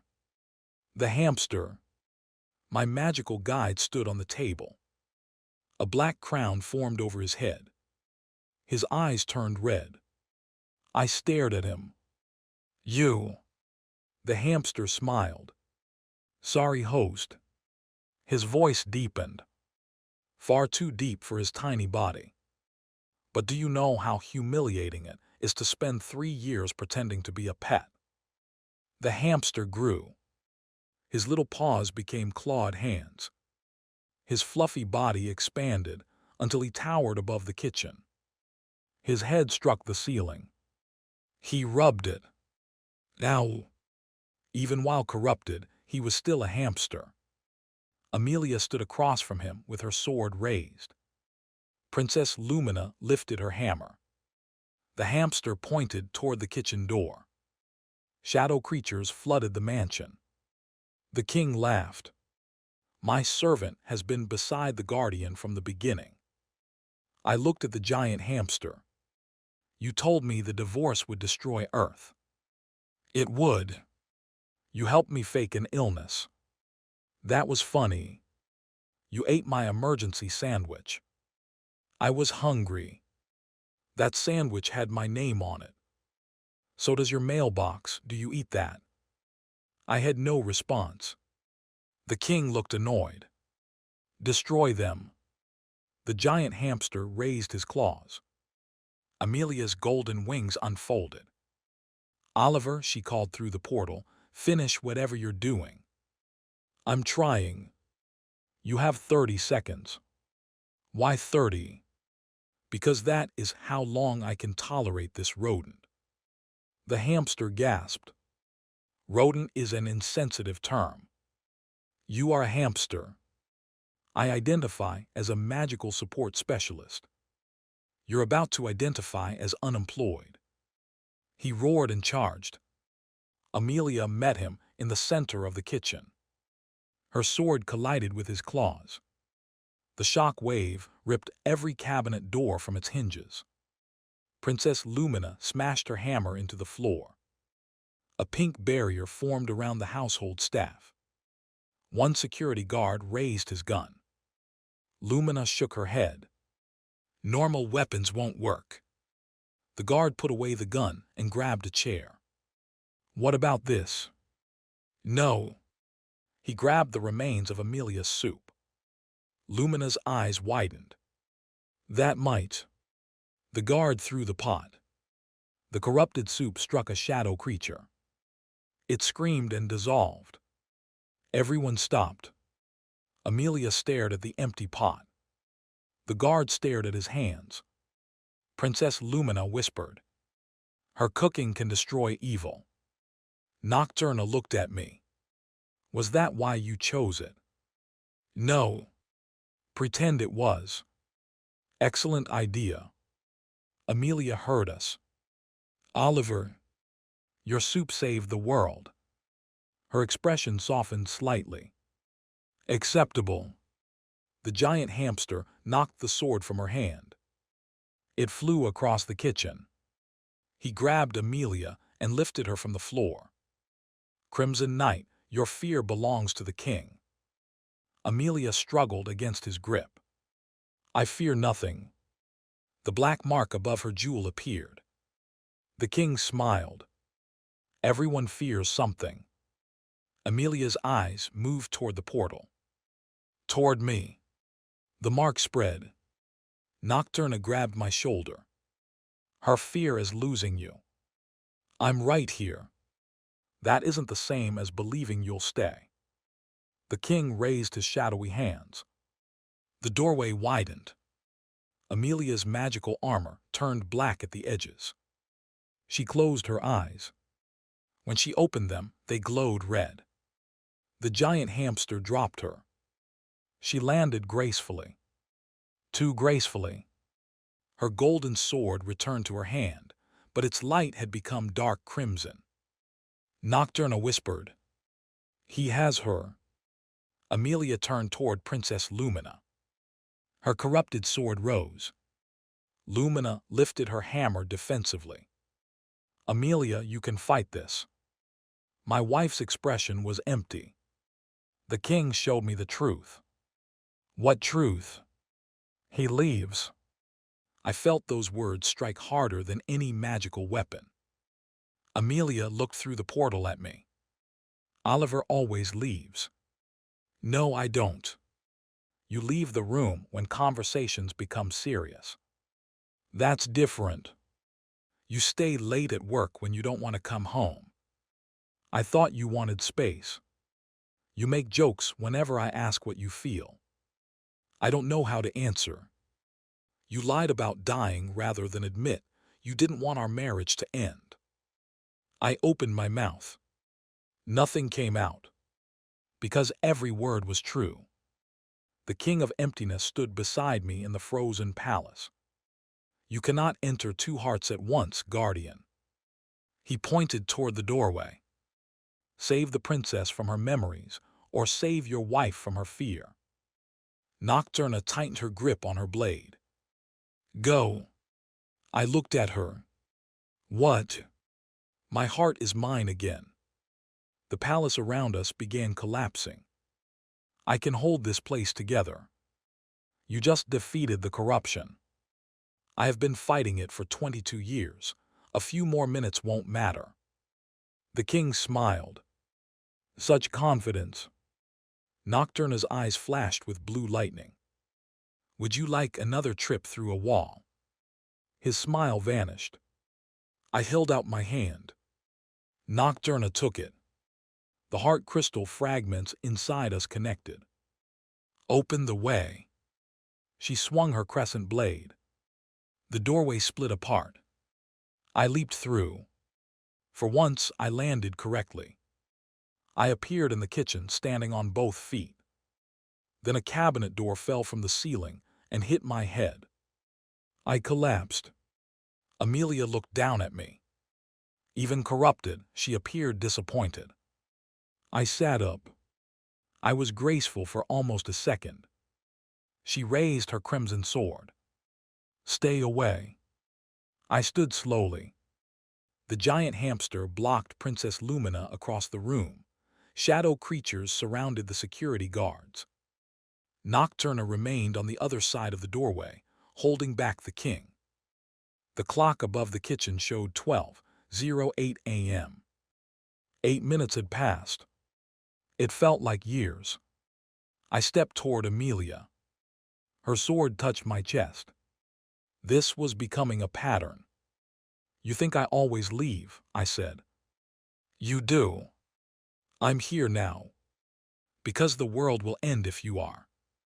No. Because you need the heart crystal. No. Because of your mission. There is no mission. Then why? I looked at her. The jokes came automatically. They always did. I could make a comment about the sword, or her corrupted uniform, or the giant hamster currently fighting a princess near our refrigerator. Anything to avoid the truth. For once I didn't. Because I love you. The kitchen went silent. Even the shadow creatures paused. The giant hamster slowly turned. Princess Lumina lowered her hammer. The king shouted from the portal. Could everyone stop interrupting the battle? Nobody listened. Amelia's sword remained against my chest. The red glow in her eyes flickered. You're saying that because you have to. No, I'm saying it because I should have said it before. Her fingers trembled. You wanted to divorce me. I thought you wanted to divorce me. I did. Because you were afraid. Her jaw tightened. I moved closer, allowing the sword to press against my shirt. And I made that fear worse. Oliver, I came home late because sitting across from you in silence hurt. I thought you regretted marrying me, so I acted like I didn't care. The black mark above her heart cracked. The king roared. Do not listen. Amelia's gaze remained fixed on mine. I continued. When you handed me those divorce papers, I panicked. I could have told you the truth. You invented a disease. I said I panicked. I didn't say I handled it well. A tiny movement touched the corner of her mouth. The red light in her eyes weakened. I don't have love deficiency syndrome, I said. I know. But I think I have another condition. Her expression immediately became suspicious. What condition? Chronic billionaire wife attachment. She closed her eyes.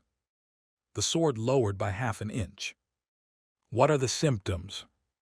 Poor financial judgment. You had that before we met. Constant desire to make you angry. Also pre-existing. Extreme jealousy whenever rival magical princesses challenge you.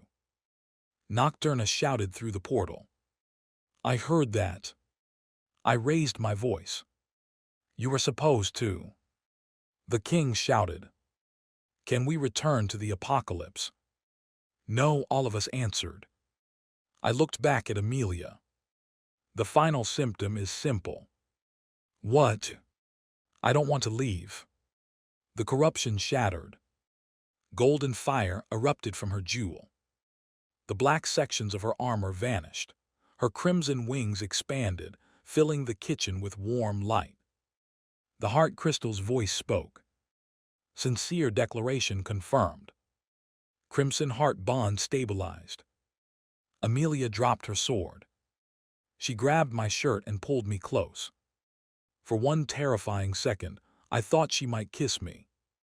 Instead, she punched my shoulder. Ow! That was for lying. She punched me again. Ow! That was for the ketchup. The third punch was lighter. And that was for making me wait 3 years. I rubbed my arm. What happens after the punishment?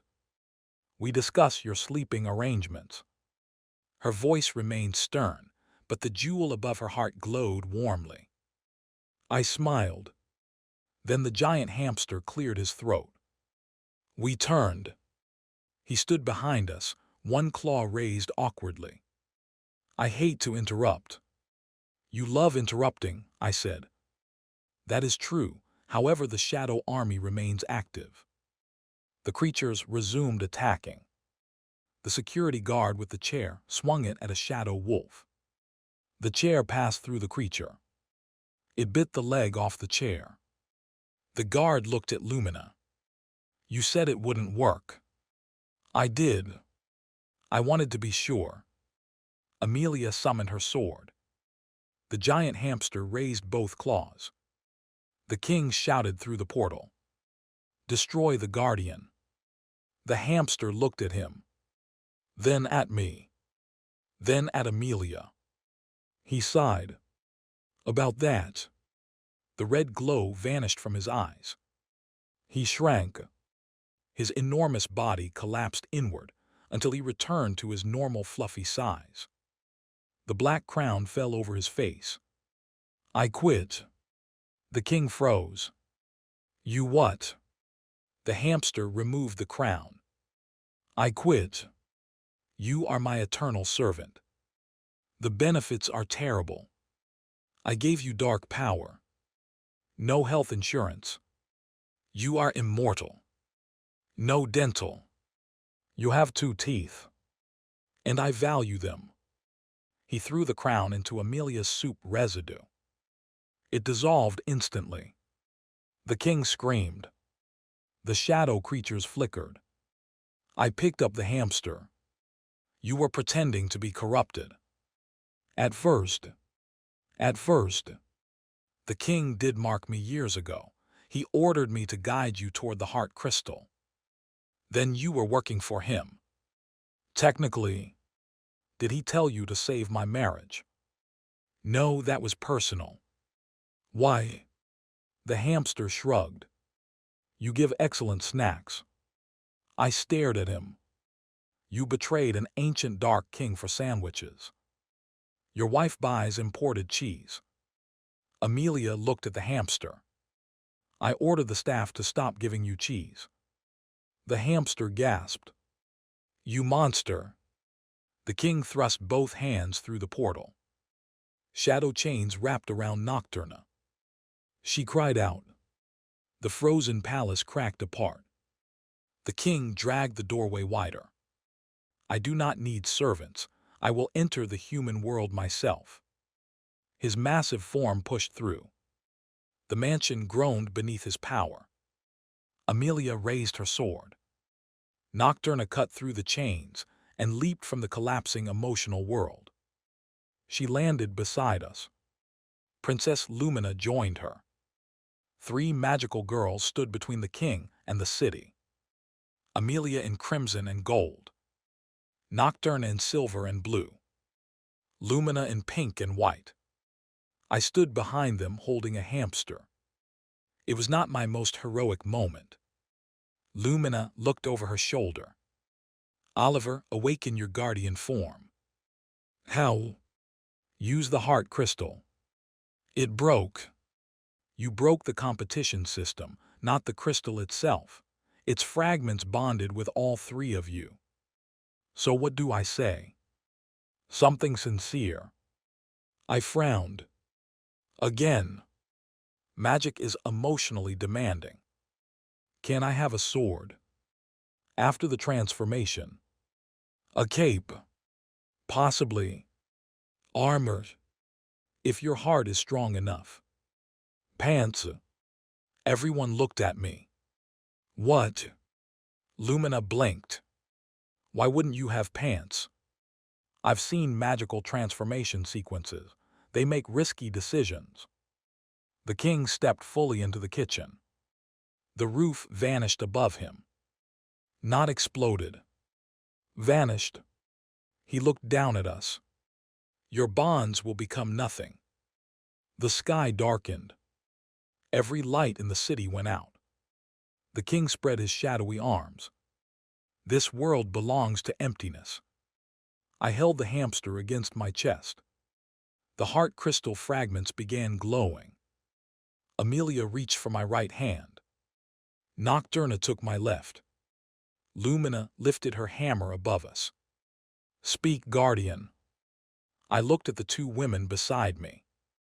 My wife, who had nearly divorced me because she was afraid I regretted her. My childhood protector, who had spent 22 years trapped by a promise. Neither relationship was perfect. Neither was simple. But both were real. I remember what I lost. Blue light flowed from Nocturna. I value what I have. Crimson light flowed from Amelia. And I will protect what we choose to build next. The lights joined inside my chest. Magic exploded. For several seconds, I saw nothing. Then the light cleared. I was wearing white armor with crimson and blue details. A long coat flowed behind me. Silver boots covered my feet. A crystal sword rested in my hand. I looked magnificent, powerful, heroic. Then I noticed the tiny golden wings on my boots. Amelia looked down, then at me. I looked at her matching boots. Not one word, she said. Nocturna stared at us. Then she looked at her own boots. Tiny blue wings had appeared there too. Lumina burst out laughing. All three of us looked at her. The wings disappeared from her smile. I think they're majestic. The king roared and attacked. His hand descended like a wall of darkness. We scattered. Amelia flew right. Nocturna flew left. I attempted to fly upward. Instead, I launched backward through the refrigerator. The appliance fell on top of me. I pushed open the door. A carton of milk landed on my head. Amelia shouted, "Oliver, I'm learning." The king swung again. I rolled aside. The shadow fist destroyed what remained of the kitchen. My mansion had once been featured in an architecture magazine. Now it resembled a construction site after an argument with a tornado. Nocturna's crescent blade cut through the king's shoulder. Blue lightning spread across his body. Amelia drove her sword into the floor. Golden chains erupted and bound his legs. Lumina struck him with her hammer. Pink sparks exploded around his head. The king staggered. I charged. This time, the boots responded correctly. I shot into the air. Unfortunately, they responded too correctly. I flew past the king, past the roof, past the mansion, straight into the giant wedding picture on Amelia's magical helicopter. My face struck my painted face. I slid down the image. The hamster hovered beside me on tiny magic wings. That was inspiring. Help me. I need a moment. He took out a tiny phone. Are you recording? For training purposes. I grabbed him. We flew back toward the mansion. Amelia and Nocturna were struggling to hold the king. His shadow body regenerated every time they struck it. We can't destroy him physically, Nocturna shouted. I landed beside them. Then what do we do? The hamster climbed onto my shoulder. The king is formed from broken bonds. Amelia blocked a wave of dark fire. So, repair enough of them, and he loses his body. I looked at the city. Dark threads stretched from the king in every direction. They attached to homes, hospitals, offices, and streets. Memories flowed through them. Arguments, betrayals, loneliness. Every damaged connection in the city fed him. We can't repair an entire city's relationships tonight, I said. Amelia raised her sword. I'll hire counselors. At midnight. I pay overtime. Lumina landed beside us. We don't need to repair every bond. We only need to show that emptiness is not permanent. That sounds vague, I said. Magic loves vague instructions. The king lifted both hands. A sphere of darkness formed above the city. Nocturna looked at the heart crystal in my sword. Send our memories through the threads. Which memories? All of them, Amelia said. I looked at her. Even the bad ones. Especially the bad ones. The king hurled the sphere. We raised our weapons together. The heart crystal fragment expanded. Memories poured into it. Nocturna's paper crown. Amelia's divorce papers. The hospital promise. The helicopter. The terrible soup. Our arguments. Our misunderstandings. Every moment we had failed one another. Every moment we had tried again. The crystal did not erase the painful memories. It connected them. I drove my sword into the ground. Light raced through the city. The dark threads changed color. Crimson. Blue. Gold. The king screamed.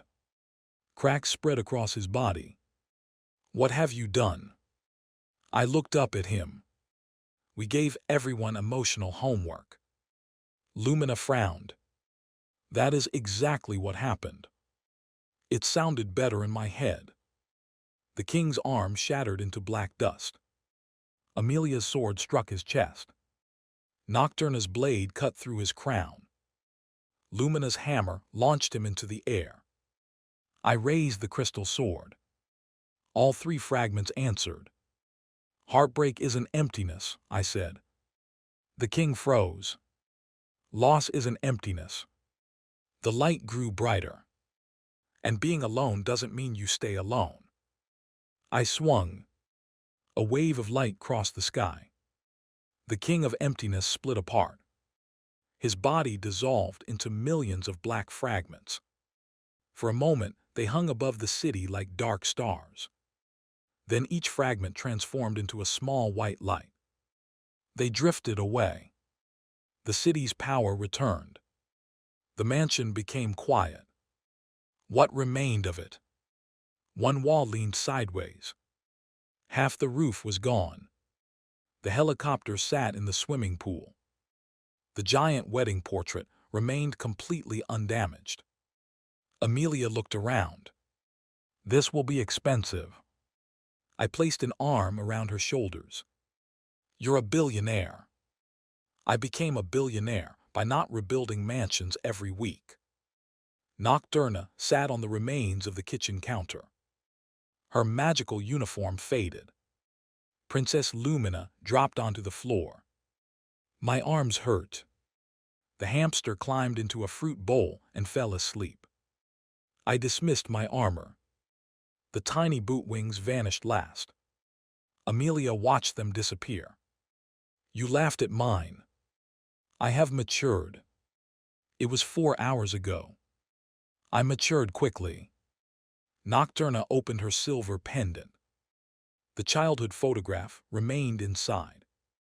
The black crack had disappeared. She smiled faintly. I sat beside her. Is the corruption gone? Yes. Are you sure? She looked at me. The king used my regret to control me. I don't regret remembering you. And the promise. Her fingers closed around the pendant. I release you from it. Something tightened in my chest. Just like that. It wasn't real if only one of us had the choice. She looked toward Amelia. My feelings are still mine. I'll decide what they become. Amelia crossed her arms. Preferably from another continent. Nocturna smiled. I'm moving into the guest room. No. The castle was damaged. Use a hotel. I'm royal. Hotels create security problems. I own a secure hotel. I don't like the pillows. You haven't tried them. I can sense inferior pillows. Amelia and Nocturna stood. The temporary truce was clearly over. Princess Lumina crawled between them. Please don't destroy what remains of the house. Amelia pointed at Nocturna. She leaves tomorrow. Nocturna pointed at Amelia. I challenge that decision. You don't live here. The Heart Alliance gives me diplomatic standing. It gives you nothing. Lumina raised both hands. She may be correct. Amelia slowly turned. Lumina stepped backward. The alliance created a shared magical household. Silence fell.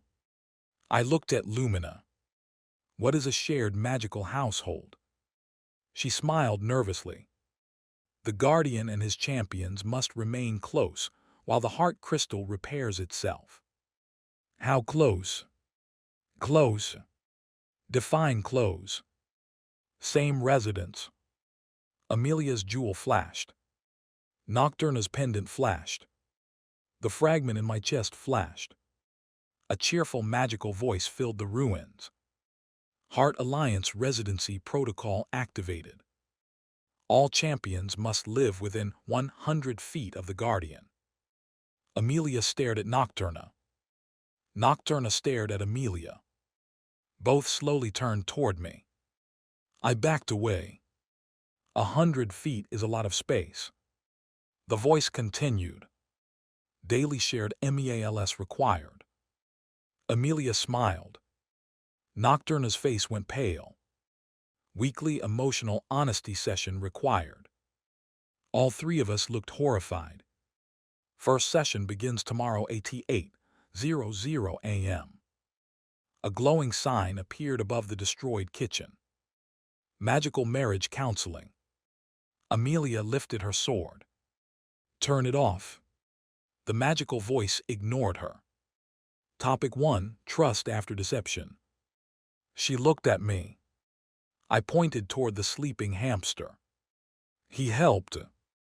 The hamster opened one eye. Coward. Topic 2: Managing romantic rivals. Nocturna smiled. Amelia's sword grew brighter. Topic 3: Inventing a terminal illness to avoid divorce. Every person in the ruined mansion turned toward me. Even the security guards. The elderly maid shook her head. I raised my hands. In my defense, it worked. Amelia walked toward me. It delayed the divorce. See, it did not eliminate punishment. I retreated. Nocturna blocked the hallway. Where are you going, Guardian? To inspect the damage. From outside. I want the full perspective. Lumina blocked the other exit. The counseling protocol prohibits avoidance. You're enjoying this. A little. Amelia reached me. She placed one hand on my shoulder. Her smile was beautiful. Calm. Terrifying. You told everyone you had 30 days left. I was under pressure. Then we should make those 30 days memorable. That sounds threatening. It is. The heart crystal chimed. Affection increase detected. Amelia looked upward. That was not affection. Denial detected. Nocturna laughed. The crystal chimed again. Jealousy detected. I am not jealous, Nocturna said. Stronger denial detected. Princess Lumina sat on the floor, laughing uncontrollably. The crystal paused. Unresolved feelings detected in Princess Lumina. Lumina stopped laughing. Everyone looked at her. Her face turned bright red. What? Amelia narrowed her eyes. Nocturna gripped her pendant. I took another step backward. Lumina waved both hands. It's a damaged crystal. Its readings are unreliable. The crystal chimed. False statement detected. Lumina grabbed her hammer. I can fix it. The crystal moved out of reach. She chased it through the kitchen. Come back here. The glowing fragment flew down the hallway. Lumina followed, swinging wildly. She missed the crystal and smashed a vase. Amelia closed her eyes. That vase was 400 years old. Lumina froze. Magical insurance. There is no magical insurance. There should be. Nocturna looked at Amelia. I know a royal insurance broker. Give me the number. The crystal returned and hovered above us. Its light dimmed. A final message appeared. This one was not cheerful. It was written in silver. The king of emptiness has been defeated. We relaxed. Then a second line appeared. The king was not the master. Nocturna stood immediately. Amelia summoned her sword. Lumina stopped chasing the crystal. A symbol formed in the air. A silver crown surrounded by 7 broken hearts. Nocturna's face lost all color. What is it? I asked. She stared at the symbol. The seal of the Celestial Council. The people who erased my memories. Yes. The silver message continued. The Guardian has violated celestial law. The Heart Alliance is declared forbidden. A celestial inspector will arrive at dawn. I looked at the destroyed mansion. The broken roof. The ruined kitchen. The helicopter in the pool. The princess standing beside a shattered vase. The hamster asleep inside a fruit bowl. Then I looked at the clock. Dawn was less than 5 hours away. What happens during a celestial inspection? Lumina lowered her hammer. They inspect the Guardian's home, relationships, magical conduct, and emotional stability. I looked around again. We're doomed. Amelia straightened her robe. No. Nocturna raised an eyebrow. Have you met the council?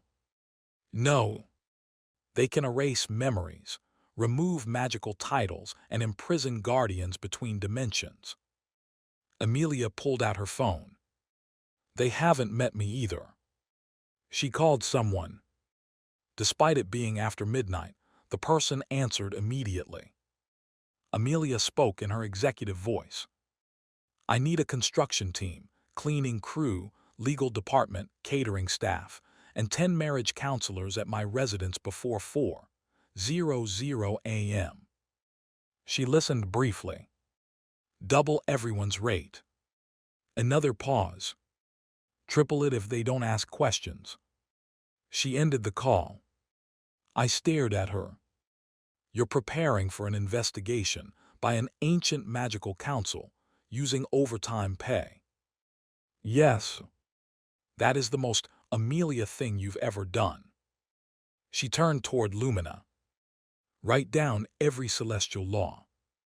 There are approximately 900,000. Summarize. That will take weeks. You have 4 hours. Amelia pointed at Nocturna. You know the council. Identify their weaknesses. Arrogance, bureaucracy, and ceremonial tea. Good. Then she pointed at me. Shower. I blinked. What? You smell like smoke, soup, and refrigerator. I helped defeat a dark king. You can defeat soap next. She pointed toward the stairs. Go. I started walking. The crystal chimed. Guardian compliance detected. I turned around. Stop monitoring me. Request DENIAD. The hamster laughed in his sleep. I climbed the damaged staircase.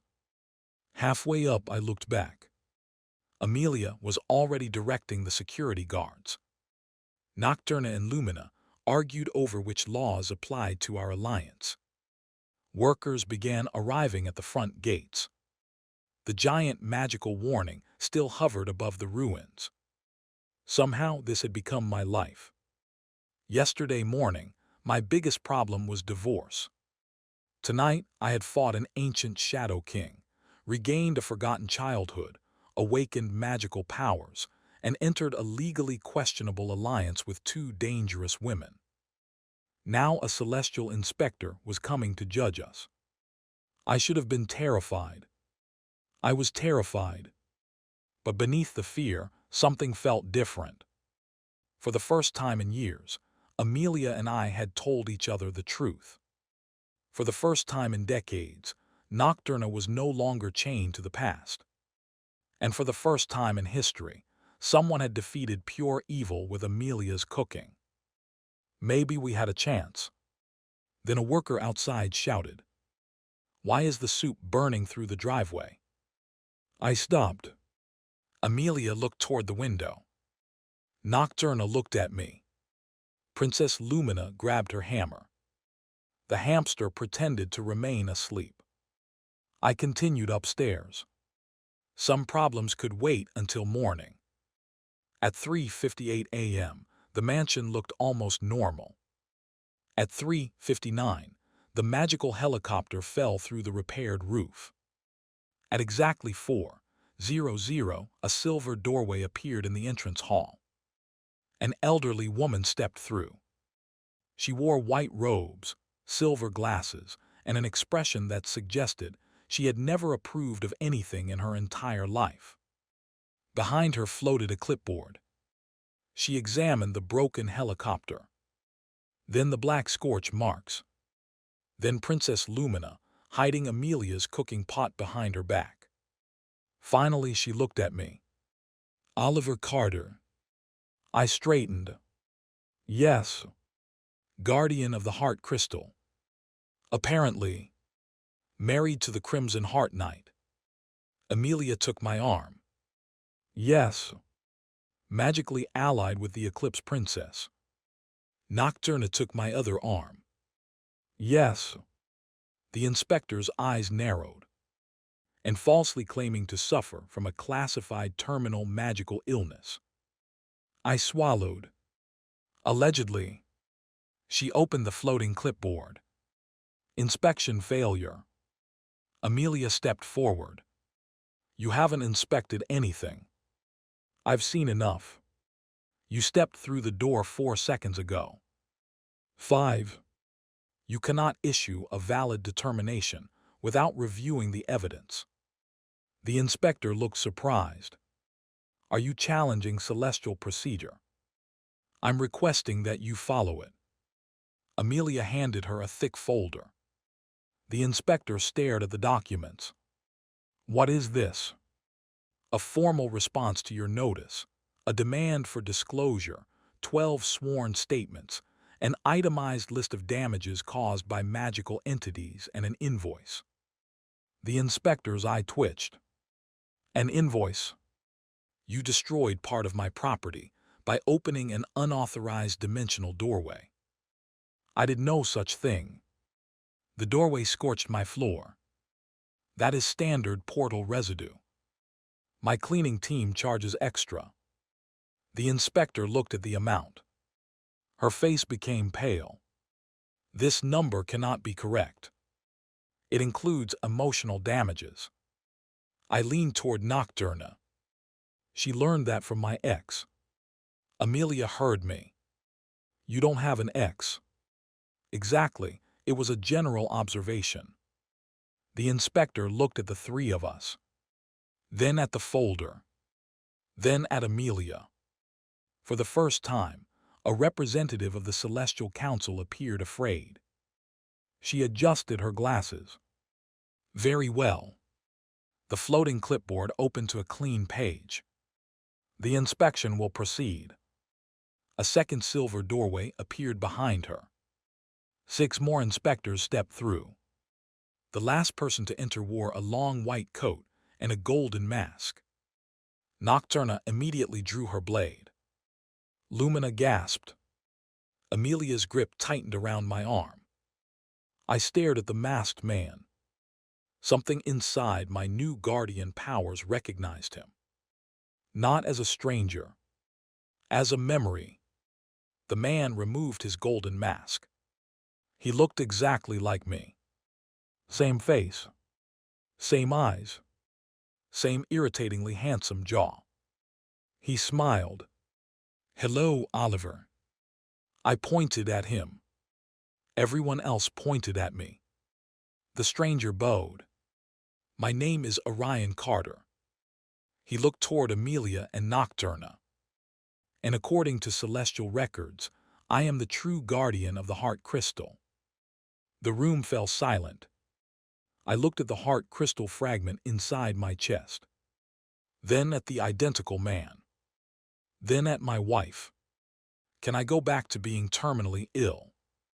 Amelia summoned her sword. "No." Orion smiled wider. "I have come to reclaim my champions." Nocturna's blade began glowing. Amelia's golden wings spread behind her. Princess Lumina lifted her hammer. The hamster woke up, saw my identical double, and rolled out of the fruit bowl. I took a long breath. It was barely 4 in the morning. And somehow, my day had already become worse. There are very few situations in life where meeting your identical double is a good thing. If you are trapped at work, a double can attend meetings for you. If you owe someone money, a double can provide a useful distraction. If you are married to an armed billionaire magical girl, however, an identical double is less useful. Especially when he walks into your home at 4 in the morning and announces that he has come to reclaim your wife. I pointed at Orion Carter. Then I pointed at myself. Then back at him. "No." Orion raised an eyebrow. "No. No. That is your response." "I haven't had coffee." The celestial inspector adjusted her silver glasses. "This is a formal identity dispute involving the guardianship of an ancient magical relic. Then you definitely should have scheduled it after breakfast." Amelia's golden wings spread behind her.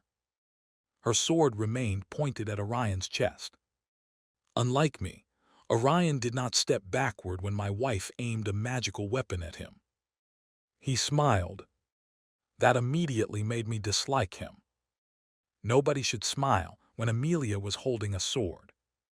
It encouraged her. Orion examined the blade. "The Crimson Heart sword," he said, "beautiful."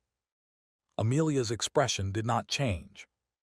"You have 10 seconds to explain why you look like my husband." Orion looked at her.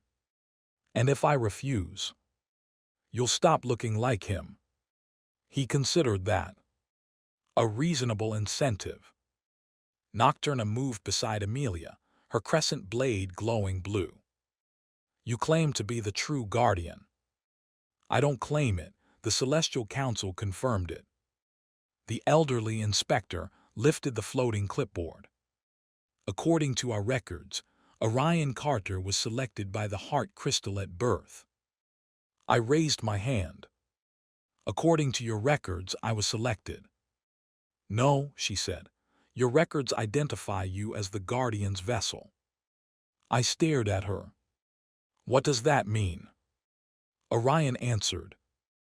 "It means you were never meant to keep the crystal." The fragment inside my chest grew hot. Amelia stepped forward. "He kept it alive. Temporarily. He defeated the King of Emptiness. With power that belongs to me. He rebuilt the Heart Alliance. Incorrectly. He survived my cooking." Orion paused. Even he seemed unsure how to respond to that. Nocturna lowered her voice. "You should respect that achievement." Princess Lumina nodded. "I've seen ancient dragons flee from less." Amelia looked at both of them. "My soup defeated an army." I cautiously moved behind Nocturna. We should not revisit the soup discussion. The elderly inspector tapped her clipboard. Enough. We are not here to evaluate Mrs. Carter's culinary crimes. Amelia's sword moved toward her. Crimes. The inspector cleared her throat. Culinary methods. Better. Orion's gaze settled on the glowing fragment in my chest. Give me the heart crystal, Oliver. No. You don't understand its power. Neither did the king of emptiness. He was still defeated. You got lucky. I get lucky often. Amelia glanced at me. You married me. Best example available. Her wings flickered. For half a second her expression softened. Orion noticed. His smile tightened. That made me like him even less. He extended one hand. The air between us trembled. My chest burned. The heart crystal fragment pulled toward him. I grabbed the front of my shirt. What are you doing? Calling back what belongs to me. The fragment pushed against my skin from the inside. Pain shot through my body. I fell to one knee. Amelia attacked. Her sword crossed the room in a streak of gold. Orion lifted 2 fingers. The blade stopped inches from his face. Amelia's eyes widened. Orion smiled. You have extraordinary power, Crimson Knight. He twisted his hand. A wave of silver energy struck her. Amelia flew backward. I forgot the pain. Amelia. Nocturna caught her before she hit the wall. Blue lightning flashed around them. Princess Lumina raised her hammer. The 6 inspectors immediately surrounded Orion. Lumina stopped. Are you protecting him? The elderly inspector answered. We are preventing an unauthorized confrontation during an official review. He attacked Amelia. She attacked first. She was being emotionally proactive. That is not a legal defense. It should be. The hamster climbed onto my shoulder. Host, the crystal is being pulled out. I noticed. If it leaves your body suddenly, you may die. I stared at him. You waited until now to mention that. You've had a stressful evening. I'd prefer stressful information before it becomes fatal information. The hamster slapped both paws against my chest. A faint golden barrier formed around the crystal. Orion's expression changed. You. The hamster turned. Me. You were banished. I prefer independently relocated. You joined the king of emptiness. It was a temporary employment decision. You betrayed the Celestial Council. They denied my cheese allowance. Orion stared at him. You betrayed the oldest magical institution in existence over cheese. Imported cheese. That does not improve your argument. It improves the cheese. The hamster pushed harder. The golden barrier strengthened. The heart crystal settled inside my chest. I could breathe again. Orion lowered his hand. Interesting. I rose carefully. What's interesting? The crystal resisted me. Perhaps it doesn't like you. The crystal doesn't have preferences. A cheerful chime filled the mansion. Incorrect. Everyone looked upward. The heart crystal's voice continued. Multiple preferences detected. Orion's smile disappeared. I folded my arms. It seems my magical rock has opinions.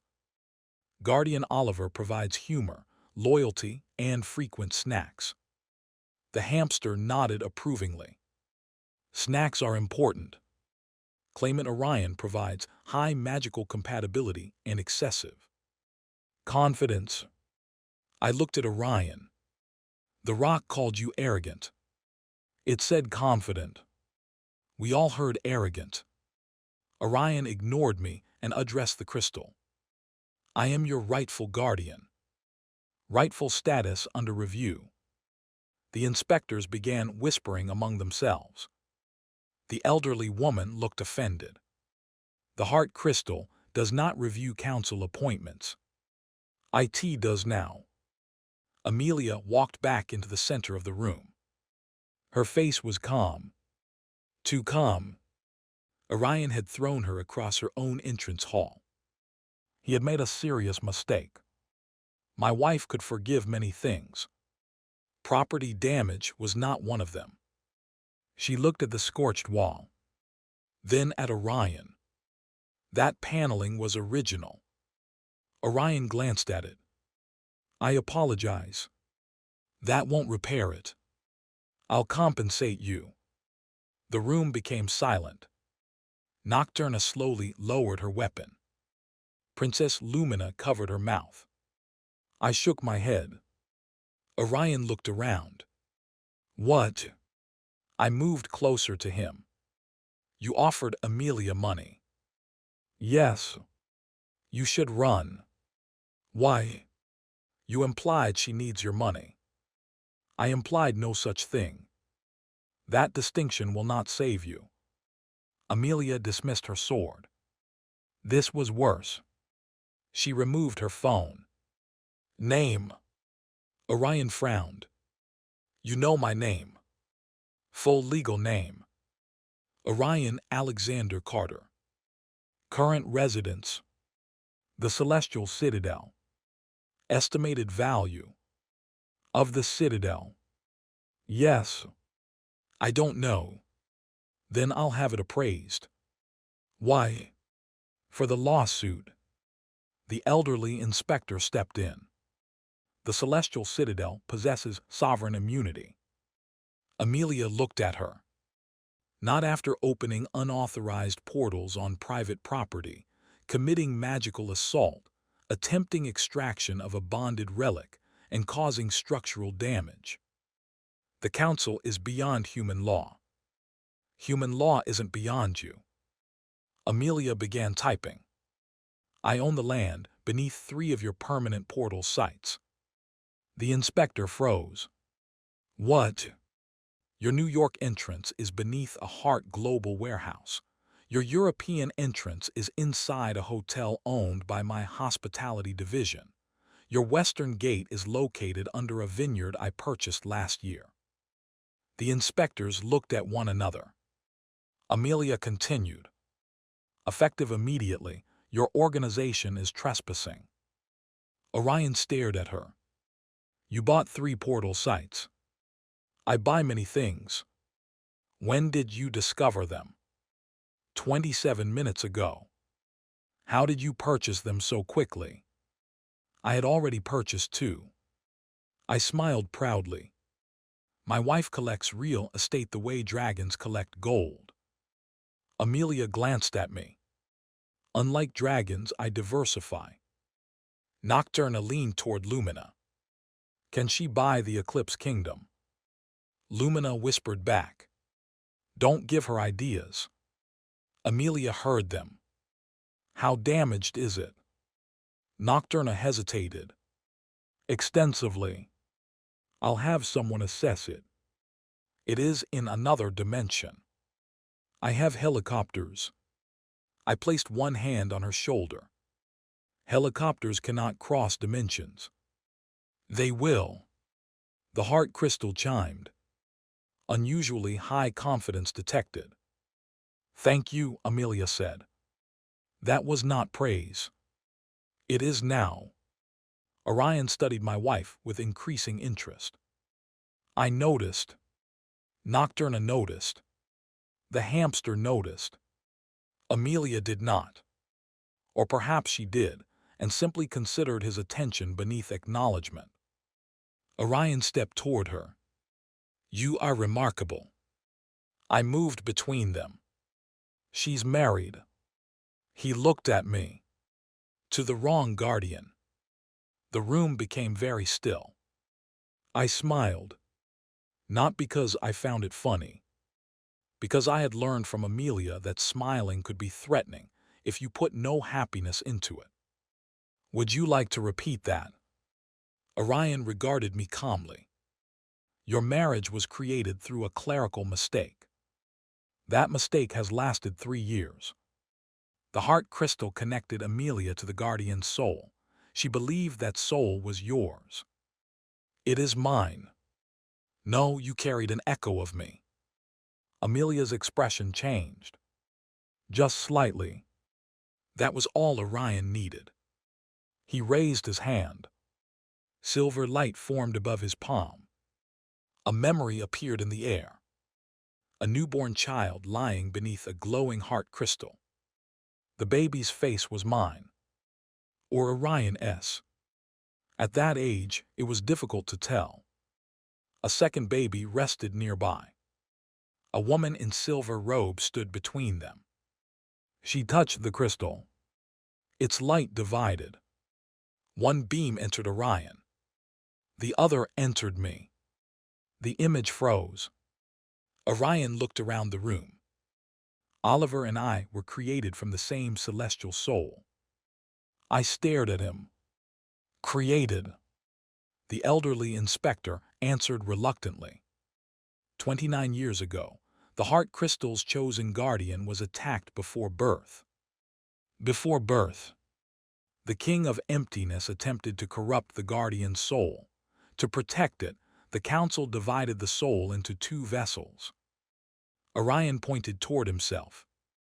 I received the guardian's magic. Then he pointed at me. Oliver received the guardian's emotional core. I looked at the hamster. Translate. You got the heart, he got the special effects. Orion's silver aura brightened. That is an insulting oversimplification. The hamster shrugged. Still accurate. Nocturna stared at Orion. If you carry the guardian's magic, where were you when Oliver was attacked as a child? Orion's confidence faltered. The elderly inspector answered for him. He was training in the celestial citadel. Nocturna's eyes grew cold. Oliver nearly died. The council assigned you to protect him. I was 8. You were qualified. I had a plastic sword. It was magically reinforced.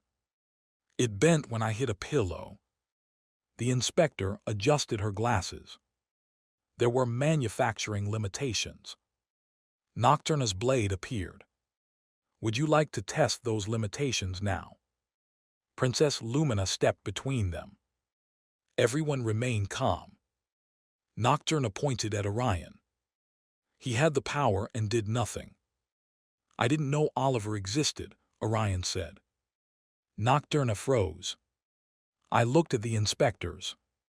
They suddenly found the repaired ceiling fascinating. Orion turned toward the elderly woman. You told me the emotional vessel was destroyed. The inspector remained silent. You told me the king killed him before separation was complete. Her clipboard dropped by half an inch. The council determined that knowledge of the second vessel would interfere with your development. You lied to me. We protected you. You abandoned him. The silver energy around Orion became unstable. Windows rattled. Cracks appeared in the marble floor. For the first time, his confidence disappeared. His expression looked like mine. Not physically. Emotionally. Confused. Angry. Betrayed. I suddenly hated him slightly less. Only slightly. He faced me. You lived in the human world all this time. Yes. You had parents. Yes. Friends. A few. A life. An unnecessarily complicated one. His gaze moved to Amelia. And a wife. I stepped closer to her. She took my hand. Orion's expression became unreadable. What did I have? He asked the inspector. You received the finest magical education in the 7 dimensions. That wasn't my question. You were given a sacred duty. That wasn't my question. You were raised to protect every emotional bond in existence. His voice became soft and forbidden from forming any of my own. The heart crystal flickered. A silver thread appeared between Orion and me. I felt something through it. Loneliness. Not ordinary loneliness. A lifetime of white rooms, formal lessons, and people who bowed instead of hugged him. He had been trained to protect love while being denied it. The king of emptiness would have enjoyed the irony. Orion closed his hand. The silver thread vanished. His composure returned. This changes nothing. It changes everything, I said. You still carry half of what belongs to me. And you carry half of what belongs to me. I do not need an emotional core. The heart crystal chimed. Obvious falsehood detected. Orion glared upward. Stop evaluating me. Request DENIAD. I almost smiled. Then Orion looked at Amelia again. The crimson night bonded to the complete guardian's soul. Part of that bond belongs to me. No, Amelia said. He turned toward her. You feel the connection. I feel irritation. The heart crystal has already recognized my magic. It recognized your incompatibility with humility. Nocturna laughed. Orion looked at her. The Eclipse Princess is also bound to the Guardian's original soul. Nocturna lifted her blade. Finish that sentence carefully. You remember Oliver because he carried the emotional core, but the magical promise between you was powered by my half. No. The paper crown, the protection spell, the hospital barrier, that magic came from me. You weren't there. My power was. Nocturna's face tightened. Orion extended his hand toward both women. I am not asking you to abandon Oliver. That is fortunate, Amelia said, because we would refuse. I am asking the Heart Alliance to recognize its proper center. I frowned. Which would be you? Yes. And what would happen to me? The inspectors remained silent again. Amelia noticed. What happens to my husband? The elderly inspector lifted her clipboard. The divided soul must eventually be restored. How? Orion's gaze met mine. One vessel absorbs the other. Nobody moved. The hamster's tiny claws dug into my shoulder. Princess Lumina lowered her hammer. Nocturna's face became pale. Amelia released my hand. For one terrible second, I thought she was stepping away. Instead, she moved in front of me. Her golden sword appeared. There will be no absorption. The inspector sighed. The separation is unstable. The heart crystal cannot sustain 2 guardians forever. The crystal sustained them for 29 years. The awakening changed the situation. What exactly happens to the absorbed vessel? Amelia asked. The inspector glanced at me. The body disappears. Its memories and abilities become part of the surviving guardian. So he dies. The identity is integrated. He dies. Mrs. Carter, the process is more nuanced than death. Amelia's wings unfolded. It will become less nuanced when I demonstrate it on you. The inspectors raised magical barriers. Nocturna joined Amelia. So this is why the council came, she said, not to inspect the alliance. The elderly woman's silence answered for her. Lumina looked horrified. You plan to remove Oliver. The emotional vessel should never have awakened as guardian. He saved Earth. That does not alter celestial law. The heart crystal flashed violently. Celestial law challenged. Guardian succession trial required. My stomach sank. I was beginning to hate the word trial. The silver doors of the mansion slammed shut. Glowing symbols covered every wall. The inspectors floated above the floor. Amelia swung her sword at the nearest symbol. Her blade bounced off. The magical voice continued. 2 claimants. 1 guardian. 3 trials will determine the rightful bearer. I raised my hand. I reject the competition. Prior rejection noted. Good. Rejection rejected. That seems personal. It is. Amelia glared at the crystal. Release us. Trial 1 begins immediately. The entrance hall disappeared. The first trial, a perfect husband, I landed on a suburban lawn. This time, nothing hit me. I remained standing. I lifted both hands in victory. No cabinet door. A newspaper struck the back of my head. I turned. A small boy on a bicycle raised one hand. Sorry, mister. My confidence survived for nearly 4 seconds. The neighborhood around me looked impossibly perfect. White fences, green lawns, blue sky, every house identical, every tree trimmed into the shape of a heart. A sign stood beside the road. Welcome to Perfect Marriage Village. Beneath it was a smaller sign. Arguments prohibited. Amelia appeared beside me. She was wearing a floral dress. She looked down at it. Her eyes narrowed. This is unacceptable. I examined my own clothes.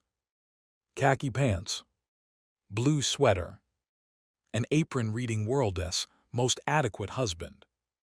I pointed at it. Mine is worse. Nocturna appeared on my other side. She wore a matching floral dress in blue. Her face went blank. If anyone laughs, I will open a portal beneath them. Princess Lumina arrived in a pink tracksuit. She immediately laughed. Nocturna raised one hand. A small portal opened beneath Lumina's feet. Lumina dropped waist-deep into a fountain. Worth it, she said. Orion appeared across the lawn.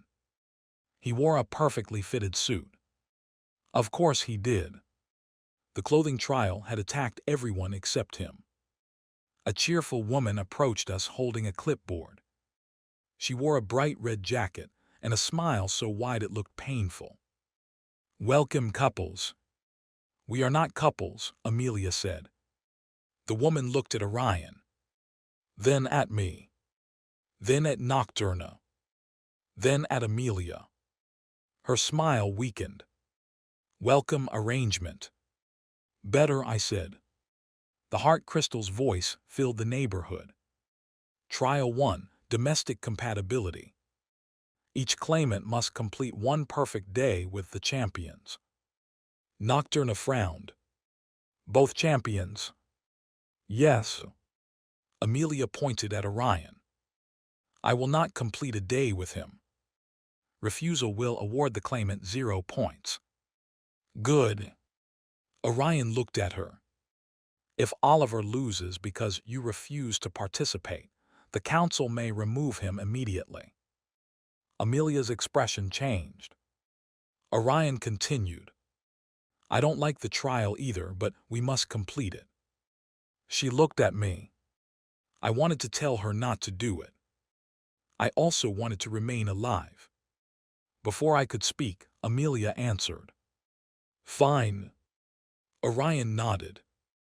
But if you touch me without permission, she added, you'll be completing the trial without hands. His nod slowed. Understood. The cheerful guide clapped. Excellent. Claimant Orion will spend the morning with the champions. Claimant Oliver will spend the afternoon with them. I looked at the sky. The sun rapidly moved backward until it rested on the horizon. Did magic just change the time? Lumina climbed from the fountain. This village exists outside normal time. That sounds expensive. Amelia examined the identical houses. It looks cheaply constructed. The guide's smile finally vanished. Our homes have won 7 Celestial Design Awards. For what repetition? Let's begin the trial. She hurried away before Amelia could inspect the building codes. Orion's perfect morning began at 7:00 a.m. I was forced to watch from behind an invisible barrier. He prepared breakfast. Not ordinary breakfast. Perfect breakfast. He cracked eggs with one hand. He flipped pancakes into the air. He created tiny birds out of orange peels. Nocturna watched him cook. You know this is unnecessary. Orion turned a strawberry into a rose. Presentation matters. Amelia picked it up. This strawberry has been handled too much. Orion's eye twitched. He brewed coffee. Amelia tasted it. Too warm. He created a second cup. Too cold. A third cup. Wrong beans. A fourth. Acceptable. I knew that word. From Amelia, acceptable was practically a standing ovation. The scoreboard above the house flashed. Orion, 10 points. I pressed my face against the invisible barrier. He gets 10 points for coffee. The hamster sat on my shoulder, eating popcorn. You once put orange soda in the coffee machine. It was an experiment. It melted part of the machine. A useful result. Inside the house, Nocturna tasted Orion's soup. Her eyes widened despite herself. This is excellent. Orion, 10 more points. I turned to the hamster. Why is he making soup at breakfast? He believes in preparation. I believe in normal meal times. Orion cleaned the kitchen using magic. He repaired a loose cabinet. He arranged flowers. He listened politely while Amelia discussed a major property acquisition. He offered intelligent observations. Amelia didn't smile, but she didn't threaten him either. The silver scoreboard continued rising. 30 points. 40. 50. A strange discomfort formed in my chest. Orion looked like me. He possessed my magical soul. He cooked. He listened. He did everything I had avoided doing for years. Nocturna noticed my expression through the barrier. She deliberately turned her chair so her back faced Orion. It helped slightly. Amelia asked Orion a question. What would you do if a business meeting conflicted with an important family event? Orion answered immediately. Delegate the meeting. Amelia stared at him. Why? Work can be reassigned, certain moments cannot. The scoreboard flashed. Emotional compatibility bonus, 25 points. I stopped smiling. 3 years ago, Amelia had received a major business award. I had promised to attend the ceremony. Then my office called. A client had made an error. I stayed to repair it. By the time I arrived, the ballroom was empty. Amelia never complained. She only said the ceremony had been boring. I believed her. Or pretended to. The perfect village transformed guilt into weather. Clouds gathered over my side of the barrier. Rain began falling directly on my head. The hamster opened a tiny umbrella. Only for himself. Help! The umbrella is small. You're smaller. That is why it fits. Inside the house, Orion looked toward me. Our eyes met through the barrier. His expression was not triumphant. It was uncomfortable. Maybe he could feel my regret through our divided soul.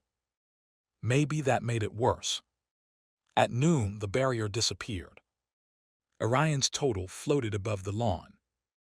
145 points, the cheerful guide approached me. Claimant Oliver, your perfect afternoon begins now. A basket appeared in my hands. Inside were cleaning supplies, groceries, a broken lamp, unsorted bills, and a book titled How to Communicate Without Making a Joke. I stared at the book. The book stared back. It had a face. This feels biased. The book opened itself. A mouth appeared on the first page. Your defense mechanism is humor. I dropped it. It bit my shoe. Nocturna laughed. Amelia looked dangerously amused. Orion stepped behind the barrier. The hamster handed him popcorn. Traitor. I entered the house. The first task appeared above the kitchen. Prepare a meal both champions enjoy. I opened the refrigerator. It contained hundreds of ingredients. I could not identify most of them. One vegetable blinked at me. I closed the refrigerator. Amelia sat at the table. Nocturna sat across from her. Both watched me. I straightened my apron. What would everyone like? Surprise me, Amelia said. Nocturna smiled. Something memorable. The vegetable inside the refrigerator knocked on the door. I ignored it. I knew two things about cooking. First, heat was involved. Second, Amelia should not be allowed near it. I found pasta. Everyone liked pasta. Probably. I filled a pot with water and placed it on the stove. Then I remembered Amelia's questions from Orion's trial. She had not asked whether he could cook. She asked whether he would show up. This trial was not testing skill. It was testing the life we would create. I turned off the stove. The scoreboard flashed. Failure to begin cooking, -5 points. It's been 30 seconds, I shouted. The cheerful guide waved from outside. Efficiency matters. I opened a drawer and took out 3 notepads. Amelia raised an eyebrow. What are you doing? Fixing the menu. With paper. No, with honesty. The magical book stopped biting my shoe. I sat at the table. Amelia, what meal would you choose if you weren't trying to test me? She studied my face. Then answered. Tomato soup and grilled cheese. I blinked. That's it. That is what I ate with my father when I was young. In 3 years, I had never heard that story. I wrote it down. Then I turned to Nocturna. What about you? Chicken soup. Because of the hospital. She nodded. But not the perfect kind I made before. What kind? The cheap canned soup from the hospital cafeteria. I smiled. You complained about it every day. It was terrible. You stole mine. You weren't eating it. You distracted me with a card trick. You were easily manipulated. I added canned chicken soup to the list. The scoreboard flashed. Sincere curiosity, 20 points. The cheerful guide frowned. That category is rarely activated. I stood. Good, now we cook together. Amelia looked suspicious. The task says you must prepare it. It says prepare.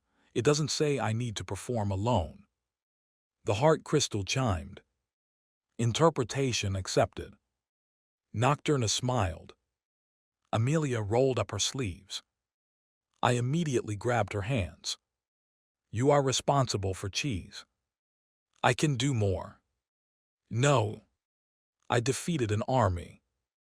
With soup. Exactly. The cheese is a leadership role. She considered that. Fine. Nocturna prepared the hospital soup. I worked on the tomato soup. Amelia placed cheese between slices of bread with the concentration of a surgeon. "Is this enough?" she asked. I looked at the sandwich. It contained a block of cheese 4 inches thick. "Perhaps half. You said I was responsible." "You're right, continue." "We cooked. Not perfectly." Nocturna opened the can with her crescent blade and sliced the counter in half. Amelia melted the cheese so thoroughly that it merged with the pan. I added sugar instead of salt to the tomato soup. We argued. We laughed. Amelia denied laughing. The scoreboard rose. 20 points. 40. 70. We ate at the table. The tomato soup tasted like warm ketchup. The grilled cheese required a knife designed for cutting stone. The chicken soup tasted exactly as terrible as Nocturna remembered. It was the best meal I had eaten all day. The scoreboard flashed. Shared imperfection bonus, 100 points. My total rose to 130. Still 15 points behind Orion. The next task appeared. Resolve a household conflict. The floor opened. A washing machine rose into the room. It was overflowing with pink bubbles. Amelia stood. "I'll call someone." "Outside help is prohibited," the guide said. Nocturna summoned her blade. "I'll cut it open." "Property destruction is prohibited." Everyone looked at Amelia. She lowered her sword. I said nothing. The washing machine shook violently. A sock flew out and attached itself to my face. I pulled it off. This conflict seems mechanical. The enchanted book hopped onto the table. Every household conflict is emotional. It's a washing machine. Ask what it feels. I stared at the machine. The machine growled. I pulled a chair closer. "Fine, what's wrong?" The washing machine's round door formed a mouth. "Nobody empties my lint trap."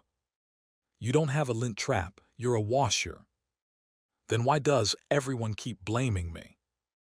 Amelia looked at me. "This magical village requires maintenance." Nocturna sat beside the machine. "Who blames you?" "The dryer." A dryer entered through the wall. It pointed at the washing machine. "She steals socks." "I do not." "You stole the blue one yesterday." It stuck to the guardian's face. The appliances began shouting.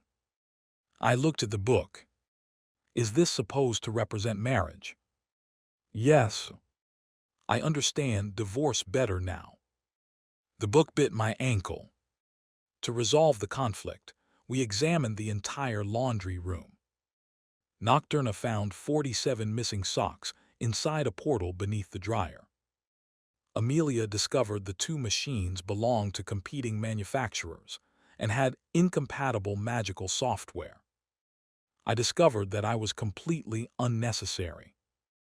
My total rose to 140. 5 points short. The final task appeared. Discuss your future. The humor vanished. The four of us were placed in a living room. No magic. No appliances. No tasks to hide behind. Amelia and Nocturna sat opposite me. Orion remained behind the barrier. The enchanted book opened on the table. What does your future look like, Oliver? I leaned back. I would prefer one with fewer attacks. The book growled. I sighed. Fine. I looked at Amelia first. My future has you in it. Her expression remained controlled, but her jewel glowed. In what way? The book asked. As my wife. Only a title. No. I thought about our empty dinner table. The award ceremony I had missed. Every joke I had used as a wall. I want to do the ordinary things properly. Dinner, conversations, showing up when I say I will.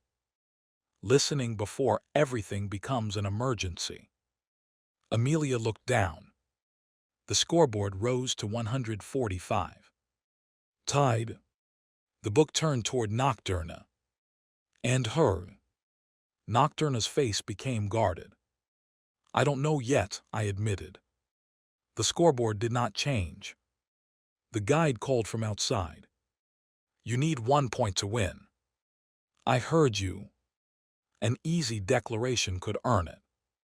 Nocturna looked at me. There was no demand in her eyes this time. No childhood promise. No trial. Only uncertainty. I could say I loved her. The magic would probably accept it. Part of me did love her, but I did not know what kind of love it was. A childhood bond. Gratitude. Possibility. I refused to turn that uncertainty into a convenient lie. Nocturna deserves a future that isn't built around waiting for me. Her gaze softened. I want her in my life if she chooses to stay, but I won't promise her a relationship just to win a trial. The scoreboard remained at 145. The guide sighed. No points.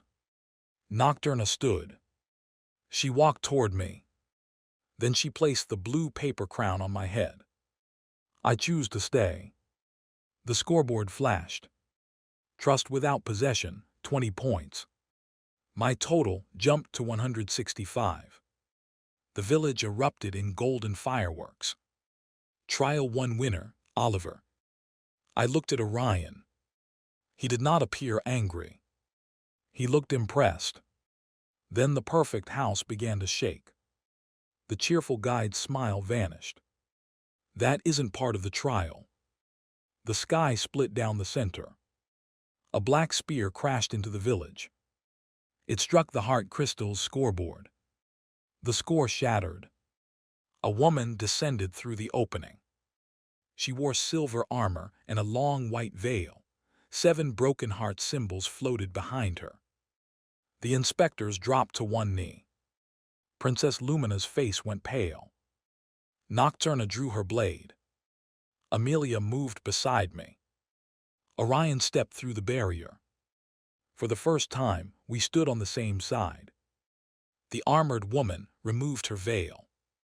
Her eyes were solid silver. Orion whispered, High Chancellor Seraphine.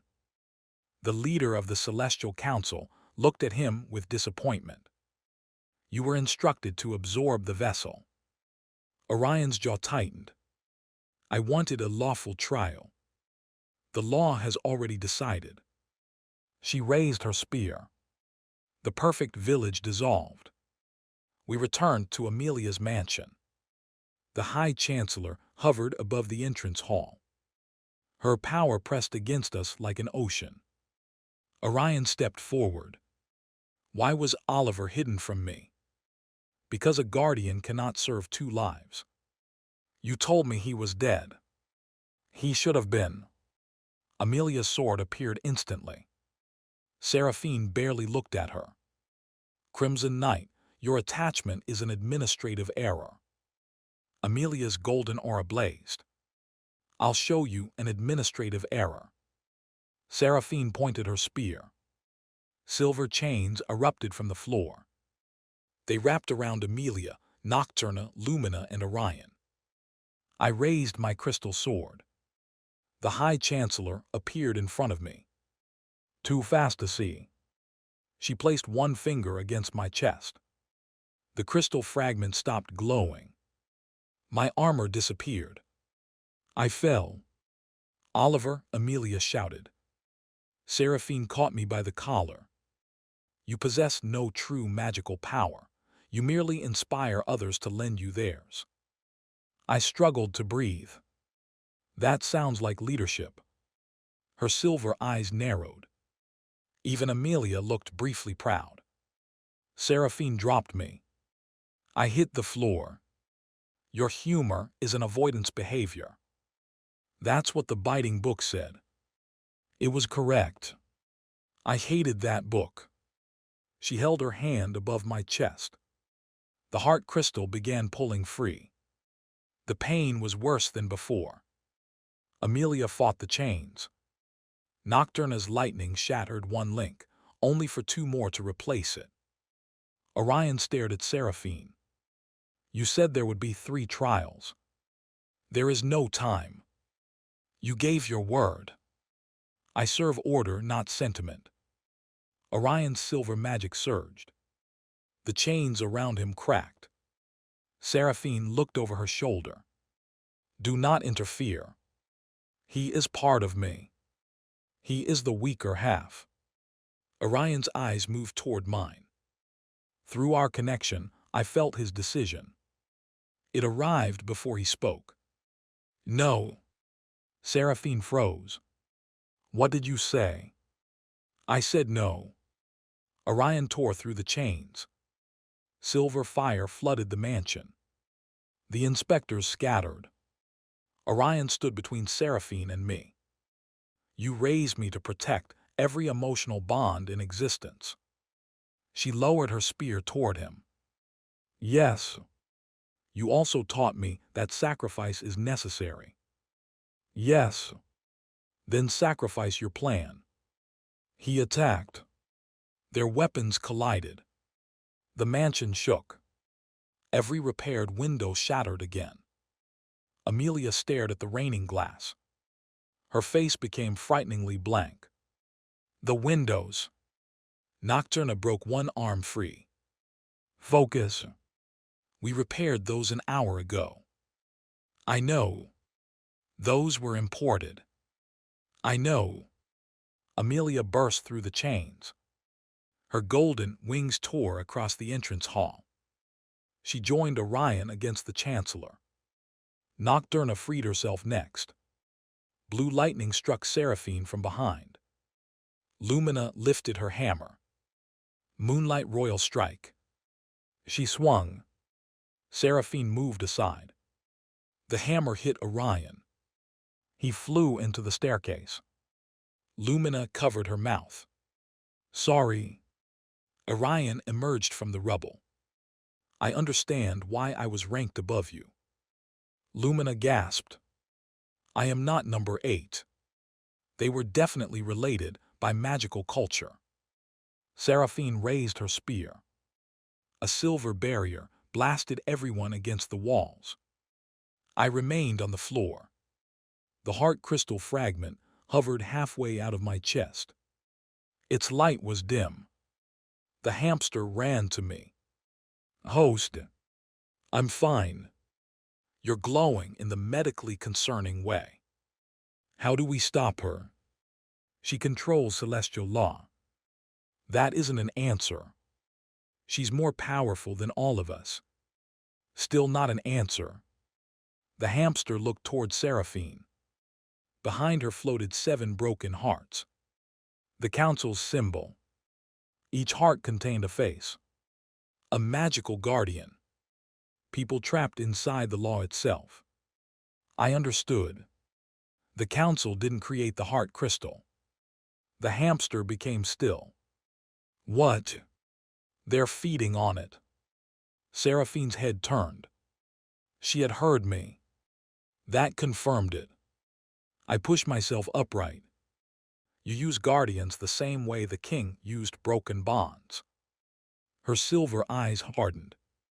Be silent. You tell them emotional attachment is dangerous. You forbid them from having families. You divide their souls. Orion slowly stood. His face changed as he looked at the 7 hearts. Seraphine raised her spear. Order requires sacrifice. No, I said, control requires sacrifice. The heart crystal fragment moved back toward my chest. Seraphine applied more force. It stopped. Orion stepped beside me. The silver thread appeared between us again.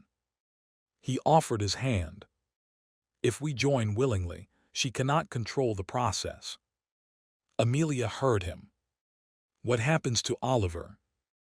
Orion looked at me. I don't know. That is not acceptable, Amelia said. I stared at his hand. One vessel absorbs the other. That was what the council believed. But the council believed many stupid things. What if neither of us absorbs the other? I asked. Orion frowned. The soul is supposed to become one. Then maybe it becomes one without either person disappearing. That has never happened. I hear that often. The crystal chimed weakly. Alternative integration possible. Seraphine's face changed. She drove the spear toward us. Amelia blocked it. Her golden sword cracked. Now, Oliver. I grabbed Orion's hand. Silver light erupted between us. Memories crossed the connection. His childhood in the Citadel. My childhood on Earth. His endless training. My ordinary mistakes. His first transformation. My first terrible job. His silent ceremonial meals. My noisy family dinners. We did not absorb one another. We understood one another. The divided soul connected without erasing its separate lives. The heart crystal burst from my chest. A matching silver crystal emerged from Orion. They collided above us. Instead of merging, they began orbiting each other. A new symbol appeared. Two hearts linked by a golden thread. The crystal's voice filled every dimension. Twin guardian structure established. Seraphine screamed. Impossible. Orion summoned a silver sword. I summoned mine. His armor was silver and white. Mine was crimson and blue. We stood side by side. I looked at him. Do your boots have wings? He looked down. Tiny silver wings fluttered at his ankles. Do not mention them. You really are my brother. His expression softened. Apparently. High Chancellor Seraphine lifted her spear. The 7 broken hearts behind her cracked. Shadow leaked through them. Not ordinary shadow. Something older than the king of emptiness. A vast eye opened in the space behind her. Seraphine's voice changed. We will not lose the heart crystal again. Nocturna's face became pale. Who is we? The elderly inspector removed her glasses. Her eyes had turned silver too. Then the 6 remaining inspectors rose. Identical silver eyes opened across their faces. The High Chancellor smiled. The Celestial Council is not an organization. The walls of the mansion disappeared. Beyond them, thousands of silver-robed figures stood in a white void. All possessed the same eyes. All spoke with the same voice. We are one will. Orion tightened his grip on his sword. They aren't people. The hamster hid behind my collar. Not anymore. Seraphine spread her arms. The 7 hearts split completely. A giant silver creature emerged. It had no face. Only thousands of hands holding pens, stamps, seals, and legal forms. Amelia stared at it. What is that? Lumina whispered. The bureaucratic sovereign. I blinked. The final evil is paperwork. The creature stamped the air. A glowing document appeared above us. Notice of immediate existential termination. I looked at Amelia. She looked at the document. Then at the monstrous administrator. My wife smiled. A real smile. Sharp. Confident. Terrifying. Finally, the enemy had made a mistake. It had challenged Amelia Hart to a paperwork battle. She dismissed her sword. Then she opened the thick legal folder she had prepared earlier. I've been waiting for this. The sovereign raised 10,000 stamps. Amelia raised 1 pen. Nocturna leaned toward me. Can she win? I watched my wife flip to a tab labeled INTERDIMNSIONAL liability. Oh yes, the bureaucratic sovereign roared. Objection. Amelia calmly adjusted her sleeves. Overruled. The magical void trembled. The creature staggered. Orion looked at me. What happened? I smiled.